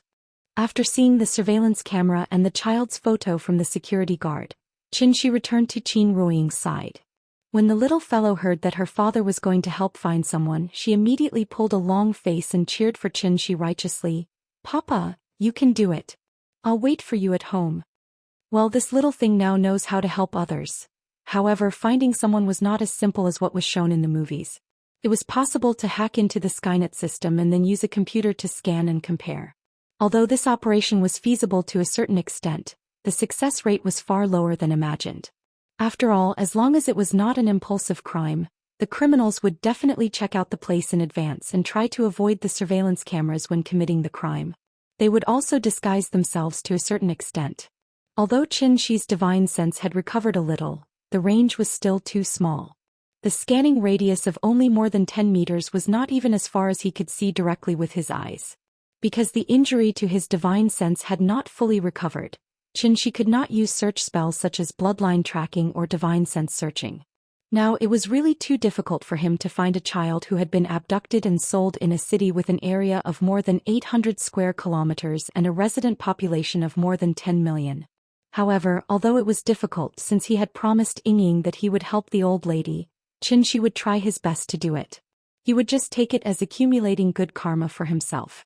Although he could not directly find out the whereabouts of the human traffickers, Xianxia could use his own reasoning to find them. How to reason? It was actually very simple. First of all, the left turn out of the neighborhood was Wuho Temple Street, and the right turn was the alley where Xianxia had landed on his way back. After the human traffickers had deceived the child, it was impossible for them to run to the main street, so the alley without cameras was the only choice. The child was about the same age as Nian. At the age of 4, the child already had his own consciousness. Once the child found out that he had been deceived, he would definitely cry and make a fuss. Therefore, the human traffickers would not choose to leave Chengdu by bus or train. They must have their own means of transportation, and it was very likely that it was a cheap and affordable van or a second-hand car. Of course, if the human traffickers did not have a means of transportation, it would be easier. They would definitely temporarily put the child in a stronghold and then contact a car for transportation. Time was another key clue. From the time the child went missing until now, it had not been more than an hour. In just a short hour, a human trafficker who had successfully abducted a child would not dare to take the child through the streets and alleys and wander around the main streets of Chengdu. Therefore, the child was now either in a stronghold nearby, or in a van that was heading out of the city. Thinking of this, Xianxia immediately called Qin Xueqing. After briefly explaining the matter to his sister-in-law, Qin Xueqing immediately replied on the other end of the phone, "Yes, I will immediately arrange for people to set up surveillance checks on all the roads out of the city." Speaking of this, Qin Xueqing did not forget to remind him, "However, you better not have too much hope for this kind of fishing operation. It's okay as long as you do your best." After asking his sister-in-law to help set up surveillance checks on the roads, Xianxia carefully searched the nearby slums. If the child was not in the van, then he must be nearby. However, when he was searching, Xianxia did not have any intention of asking people on the streets. The reason was very simple. Not everyone was like him. Even if a human trafficker passed by the shop owner with the child, the shop owner would not necessarily remember that he had seen such a person before. After all, in daily life, unless one was bored to death, who would deliberately remember the appearance of a passerby? Xianxia flew in the sky and carefully observed the environment of the streets below. In recent years, the buildings in Chengdu had been getting taller and taller, but there were still many slums that had not been renovated within the second ring road. Aunt Zhang's house was in an old neighborhood, so although there was a bustling Wuho temple outside the neighborhood, there was a large slum area that was waiting to be renovated behind it. The living conditions in the slums were poor and the rent was low. Most of the people who lived here were foreigners who came to Chengdu to work. Xianxia flew slowly in the sky, and at the same time he constantly observed the distribution of the nearby cameras. He could only rely on his intuition to find the child. After all, human traffickers were also a kind of head-killing business. It was not because of the law, but because once they were caught by the people, they could be beaten to death by angry people. Therefore, from the perspective of a human trafficker, they naturally had to hide in a secluded and safe place, and there were definitely not many cameras near that place. Xianxia studied for a while, then chose an old tube-shaped apartment, and then directly flew to the roof of the apartment. Then he took out the soul crystal from his pocket. Chapter 262. The tube-shaped apartment was a unique product of the 70s and 80s. This kind of house was like a student dormitory today. There was a long corridor connecting many single rooms, each of which was about 10 square meters. The living environment in the tube-shaped apartment was very poor, and because it had been in disrepair for many years, most of it had become dangerous. The owners basically looked forward to urban renovation and demolition all day long. Since the living conditions were so bad, it was obvious that the rent was very cheap. Perhaps because the new year had just started, most of the migrant workers were still in their hometown and had not returned to the city to work, so there were not many residents in this tube-shaped apartment. Xianxia sat cross-legged on the rooftop, then held the soul crystal in his hand. He wanted to use the soul crystal to expand the range of his divine sense, so that he could carefully search this shanty town. If he couldn't find it, then he could only put all his hopes on his sister-in-law. Although she was not his child, he had already promised to help the old man find his child, so Xianxia naturally had to do his best. Therefore, after a simple adjustment, Xianxia calmed his breath, then drove his divine sense into the soul crystal. The moment his divine sense entered the soul crystal, Xianxia seemed to have become a dolphin, and began to spread his divine sense outward in a way similar to using sonar. What was divine sense? It was a way of perception that transcended the 5 senses, somewhat similar to the legendary 6th sense. Even if Xianxia closed his eyes, with him as the center, Everything within a radius of hundreds of meters was under his control. A world in a flower, a Bodhi in a leaf. Within the range of his divine sense, he could immediately detect the slightest movement of everything in the world. Even the tiny flies in the gutter or the earthworms hidden in the soil, no matter how well they hid, could not escape Xianxia's discerning eyes. This was divine sense.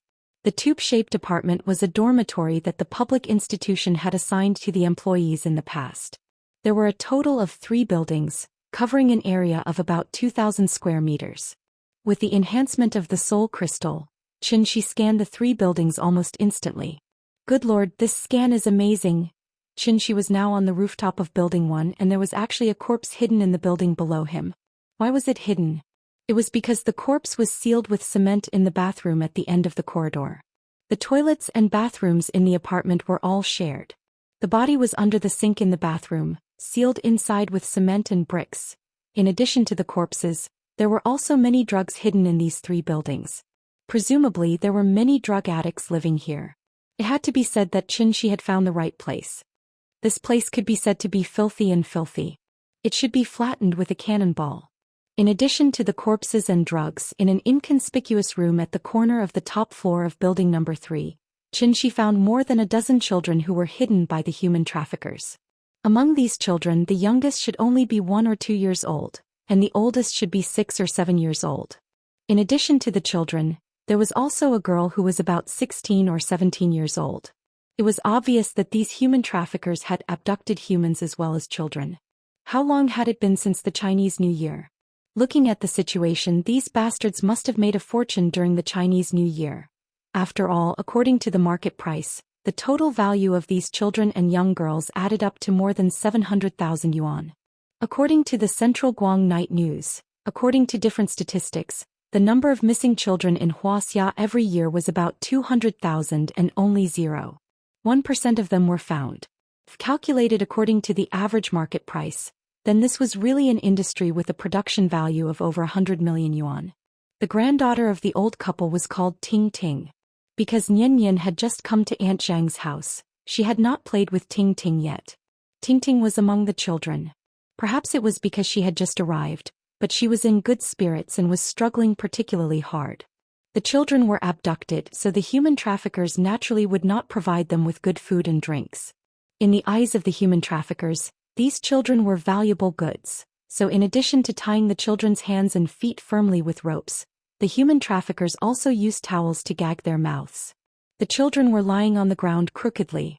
Even if they could not speak, they still kept making woo-woo sounds out of fear. Because they cried so hard, one of the children's eyes were so swollen that only a slit was left. This scene made Xianxia very uncomfortable. After all, he also had children. If someone tied Nian Nian up and threw her on the ground like this, he really could not imagine what a father would do in a rage. Therefore, the moment he saw this scene, Xianxia expressionlessly withdrew his divine sense, then got up and flew to building number 3. There was only one adult in the room, a woman in her 30s. The woman seemed to be in a good mood. At this moment, she was squatting next to the pitiful young girl, and holding the young girl's chin with one hand and taking photos with her phone with the other. Looking at this situation, she seemed to want to sell this young girl for a good price. Xianxia flew to the top of the room where the children were locked up, but he did not immediately act. Instead, he sat cross-legged on the rooftop. He was waiting for the woman's accomplice to come back. As a family, the most important thing was to be neat. Xianxia sat patiently on the rooftop. It was not until around 6 o'clock in the evening that the woman's accomplice came back one by one. When all the human traffickers gathered on the first floor to prepare for dinner, Xianxia realized that this human trafficking organization was much bigger than he thought.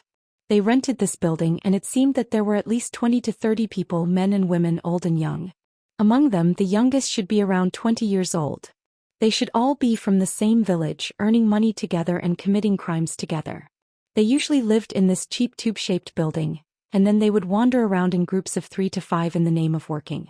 Once they found a target, they would start to plan the operation. Some were responsible for scamming, some were responsible for robbing, and some were responsible for keeping watch, scouting, and logistics. Although they were small, they had all the essentials. Among these children, some were caught before the new year, but they did not choose to ship the goods during the new year. Instead, they chose to ship the goods after the new year. Moreover, when they shipped the goods, They divided them into several batches to avoid being caught by the police. They were very experienced in committing crimes. Xianxia was also very patient and waited quietly for more than 3 hours. It was not until 10 o'clock in the evening when 8 or 9 people came back that he stood up and slowly stretched. It should be about time. Chapter 263. In order to avoid alerting the enemy, Xianxia could only wait silently on the rooftop. He sat cross-legged and looked up at the night sky of Chengdu. He felt that the tears of the children had seeped through the walls and soaked the floor. He looked at the group of people gathered under the apartment building.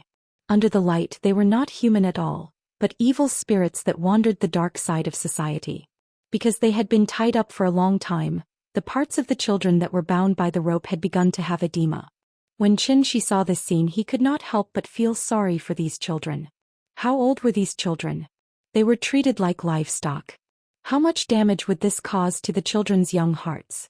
As a human being, at the very least, Xianxia did not see any kindness in these human traffickers. Many people always wondered why the human traffickers had their own families. They worked hard just to better take care of their families, but they still did such a heartless thing. In fact, the reason was very simple. In everyone's eyes, children were gifts given to them by God. But in the eyes of human traffickers, children were just goods that could be sold for money. Children were pure and beautiful, and every one of them was so cute. It was not an exaggeration to say that which child was not more likable than Yan Yan. For the parents of children, their children were obviously the most precious treasures in the world. In order to catch these bastards in one fell swoop, Xianxia waited for a long time, but he also let these poor children suffer for a few more hours of torture in vain. But fortunately, all of this should end. Like a phantom in the dark, Xianxia's figure suddenly disappeared from the rooftop. When he reappeared, he was already outside the door of the room on the top floor where the children were locked up. It was still the woman in her 30s who was guarding the children. And why was the man not allowed to guard the children? Obviously, it was because there was a little girl here. As a man, there were always times when he could not control himself. This little girl was going to be sold for money. If she was accidentally broken, who would be willing to spend money to buy her? Therefore, in human trafficking organizations, it was usually women who guarded the goods. The door was not locked, and the woman was sitting on a chair not far from the door. She was watching a TV series on her phone. The moment Xianxia pushed the door open, the woman heard the sound of the door opening. However, she seemed to be engrossed in watching, so she didn't even raise her head as she spoke in a rather difficult dialect. Xianxia didn't pay attention to her, but looked at the children sitting on the ground. It was probably because they were tired from crying that the children were already asleep. Only the little girl who heard the sound of Xianxia opening the door immediately raised her head and looked outside vigilantly. There was only an old light bulb in the room. Under the dim light, the sudden appearance of a strange man made the girl shrink back in fear. The little girl's movements made a rustling sound. After hearing this sound, the woman in the room finally raised her head impatiently and directly shouted in Xianxia's direction. She thought it was a pervert who wanted to take advantage of this little girl. This kind of thing happened more than once, so she didn't care at all, but she didn't expect that after looking up, she found that she didn't know the man in front of her at all. The woman was stunned. She was stunned for a second or two. Then her eyes suddenly widened and she was about to scream. But at the moment when she was about to scream, Xianxia suddenly stretched out his arm, and the invisible true spirit suddenly clasped the woman's neck like an iron hoop. Want to call for help? The two were at least 2 meters apart. Xianxia just grabbed in the air and the woman was suddenly lifted from the chair by him like a chicken. The pressure on her neck made the woman almost suffocated, but she still opened her eyes and mouth trying to make a sound. Seeing this, Xianxia said calmly, "I'll help you." After the voice fell, Xianxia gently waved his arm. The woman's body was like a marionette. Under the pull of an invisible force, she instantly broke the window and flew directly out of the 5th floor. Then the question came. How long would it take for an object to fall freely from the height of a 5-story building to fall to the ground? The answer was, with a muffled sound from downstairs, the entire apartment was alarmed. Like a sudden power outage in the student apartment, screams and footsteps suddenly came from downstairs. This scene happened in front of the little girl, but she stared with her red eyes as if she didn't come back to her senses at all. Seeing her silly look, Xianxia couldn't help but smile at her. Then he gently snapped his fingers. "Go to sleep, you'll be fine when you wake up." Under the effect of the meditation spell, the little girl leaned weakly against the wall, and her consciousness became more and more blurred. She tried hard to remember the appearance of the man in front of her, but the strong sleepiness made her instantly fall asleep. After the little girl fell asleep, Xianxia turned his head to look at the child in the room. After cutting all the ropes with his true essence, he turned and walked out of the room. 30 to 40 people ran wildly in the apartment, and the floor made a bang-bang sound as they stepped on it. Listening to the gradually approaching footsteps, Xianxia sighed rather helplessly. It would be great if he could just slaughter all of these scumbags. But he couldn't do that. Because this kind of large-scale human trafficking organization had abducted and sold countless children, he couldn't kill all of these bastards for a moment of pleasure. He had to leave some alive for the police to find the children they had abducted before.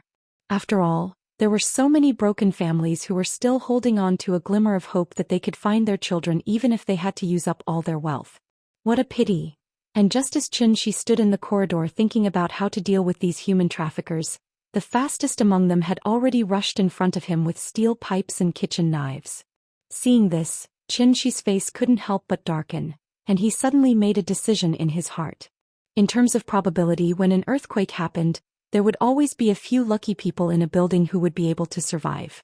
In that case, let God decide who would die and who would live. So just as the few men were about to rush in front of Xianxia fiercely stepped on the floor of the corridor. A huge force suddenly went from the roof to the foundation, and almost instantly shook the load-bearing walls of the entire building. Just like an earthquake, the entire building was like a building that had been crushed, and it quickly collapsed amidst the dust that filled the air. At the same time, Xianxia used his true essence to wrap the little girl and the children. After putting the children on the street outside the apartment, Xianxia called his sister-in-law's phone. The apartment collapsed, but the number of lucky survivors was beyond Xianxia's imagination. This also made him sigh. These bastards' luck was actually so good? Did the heavens have eyes? So when he ended the call with his sister-in-law, Xianxia didn't forget to repeatedly remind her, "Death penalty, it must be the death penalty, remember? Good will be rewarded with good, evil with evil. If there is no justice in heaven, I will." Chapter 264. The next morning, the whole family was sitting around the dining table happily eating breakfast. At this moment, the morning news suddenly broadcasted a news flash. Last night, the Chengdu police cracked a huge case of baby trafficking. They arrested 37 suspects and rescued 16 babies. The reporter has called the person in charge of the case, but as the case is still under investigation, the specific details cannot be disclosed for the time being. Then the TV screen cut to the Wuhou branch. Many parents were anxiously waiting outside the conference room. After receiving the police summons, the parents rushed into the conference room and began to frantically search for their children. Only 16 children were rescued, but there were hundreds of parents present. After all, the police didn't know which family these children belonged to. Therefore, they could only invite the parents who had recently lost their children to come over and hold such a family reunion. The old couple was quite lucky. The first thing they saw after entering was their granddaughter, Tingting.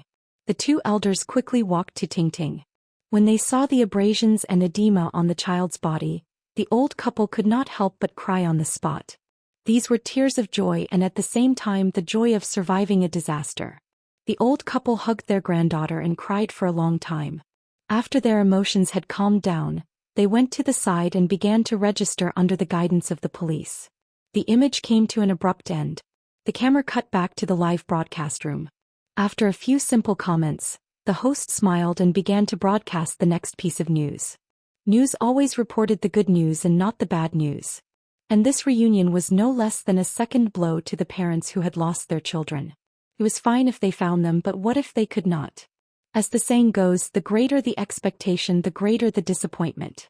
They came to the reunion with unlimited expectations, but in the end, they could only watch as others found their children, while their own children were still nowhere to be found.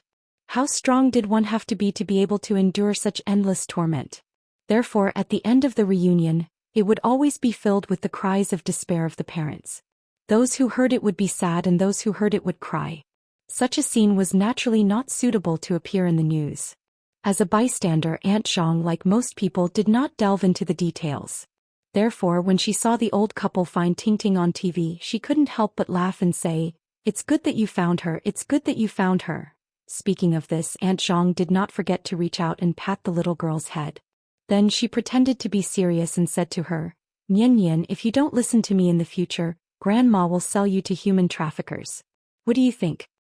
Hearing Auntie Zhang's words, the little boy was frightened and immediately shook his head like a rattle drum. He pouted and said loudly, "No. You're not allowed to sell me." As it spoke, the little thing burrowed into Qin Ruiying's arms. Aunt Zhang couldn't help but laugh out loud at the silly look on his face. "Silly child, Grandma is just teasing you. You are so cute, how could Grandma be willing to sell you?" Qin Ruiying comforted her with a smile. Hearing this, the little fellow pouted and snorted, and then expressed its strong dissatisfaction. Children also have human rights. Breakfast ended in such a happy atmosphere. After Kai Shuqin and Xia Pinglin left for work, Aunt Zhang packed up and prepared to bring Qianxi's family out to play. However, because she still had to take care of her granddaughter, Aunt Zhang was busy for a while and didn't finish packing. During this time, Qianxi discussed with Qin Ruiying softly. The new year was over, so it was about time for them to leave. They couldn't always stay at Aunt Zhang's house and freeload on food and drinks, right? Therefore, after a brief discussion, Qianxi brought up their plans to Auntie Zhang. After leaving Chengdu, they would go to Zhonghai for a few days to reminisce about the past before returning to Shangjing. After returning to Shangjing, they couldn't let the little girl play so carefree anymore. They had to find a kindergarten for her and let her become a preschool child. This time she would study seriously in a big class, unlike the past where she would slack off. Therefore, Qianxi and Qin Ruiying didn't discuss with the little girl at all and directly decided everything for her. Although Aunt Zhang was very reluctant after hearing the detailed plan, she still agreed to it. However, they could leave, but they had to wait until the new year. Since Aunt Zhang had already said so, the husband and wife naturally couldn't go against her wishes, so they followed the old lady's wishes and stayed with her for a few more days until the Lantern Festival. After that, the family went out and prepared to take advantage of the last few days to play all over Chengdu. It had to be said that the internet era was indeed convenient for people's lives. After Qianxi rented a shared car with his phone, he drove the family happily to Huangguangxi. Chengdu couldn't be compared to Shangjing. There were only a few scenic spots to play in, and Huangguangxi was a relatively good vacation spot in the surrounding area.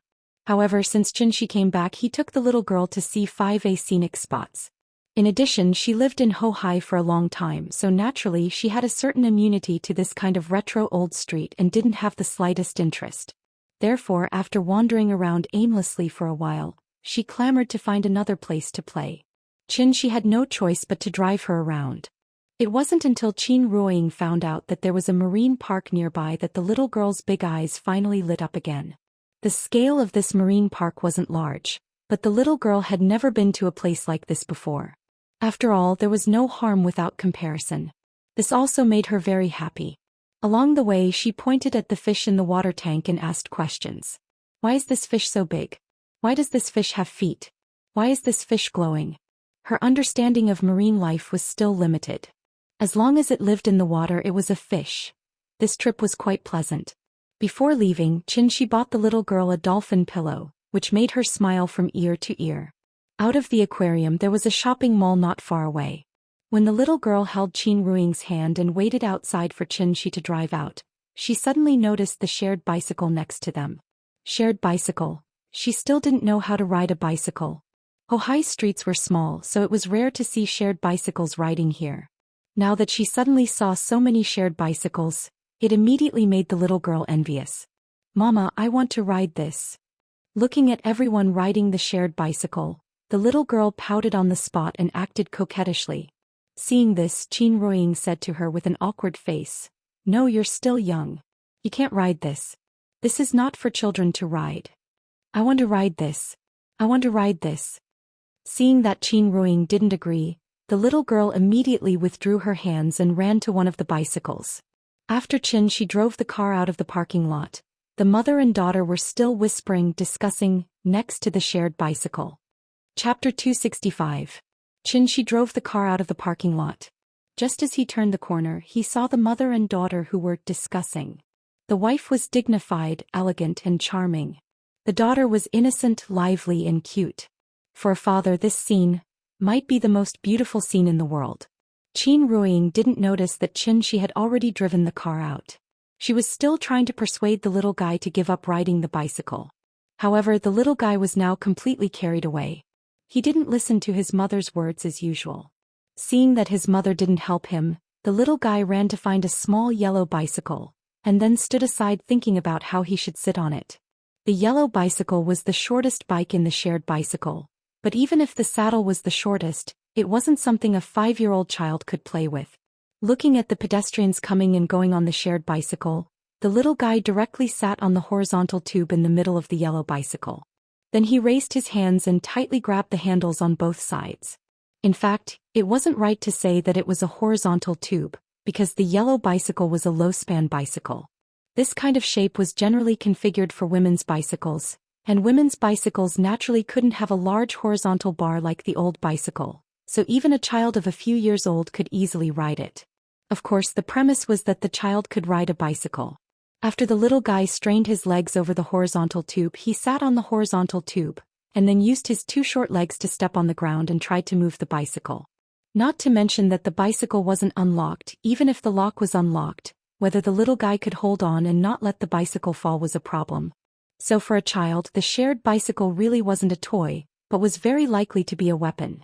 Seeing this, Qin Ruiying could only sigh deeply, and then the expression on her face became serious for the first time. It seemed that he was going to flip out. She was also forced to have no choice. After all, in front of the child, one had to play the good cop and the other had to play the bad cop, right? She spoiled the little guy so much, so the annoying thing of playing the bad cop was not only done by her. Qin Ruiying, who had always been dignified and elegant, was now going to flip out at the child on the street. Presumably, this was one of the compulsory lessons for the goddess after she became a married woman. However, just when Qin Ruiying was about to flip out, a horn suddenly sounded from the street next to them. Qin Ruiying looked back and saw that Xianxia had already driven to their side. After seeing Qin Ruiying's helpless expression, Xianxia immediately understood what had just happened. So he quickly rolled down the window and then shouted at the little guy who was still trying to ride, "Nian Nian Nian Nian, do you want to go to heaven?" After hearing his father's call, the little thing immediately looked up at Xianxia and grinned, "Papa, this is fun. I want to ride."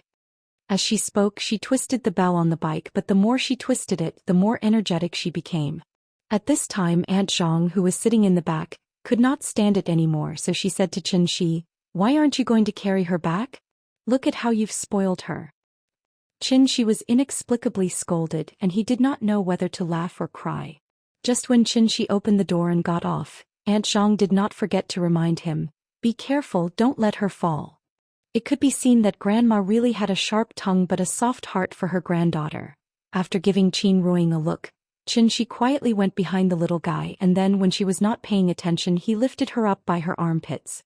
If it was in the past, the little guy would be overjoyed to be ambushed by her father, but today she might be relying on this shared bike. Therefore, when she realized that she was being carried away by her father, the little guy burst into tears on the spot.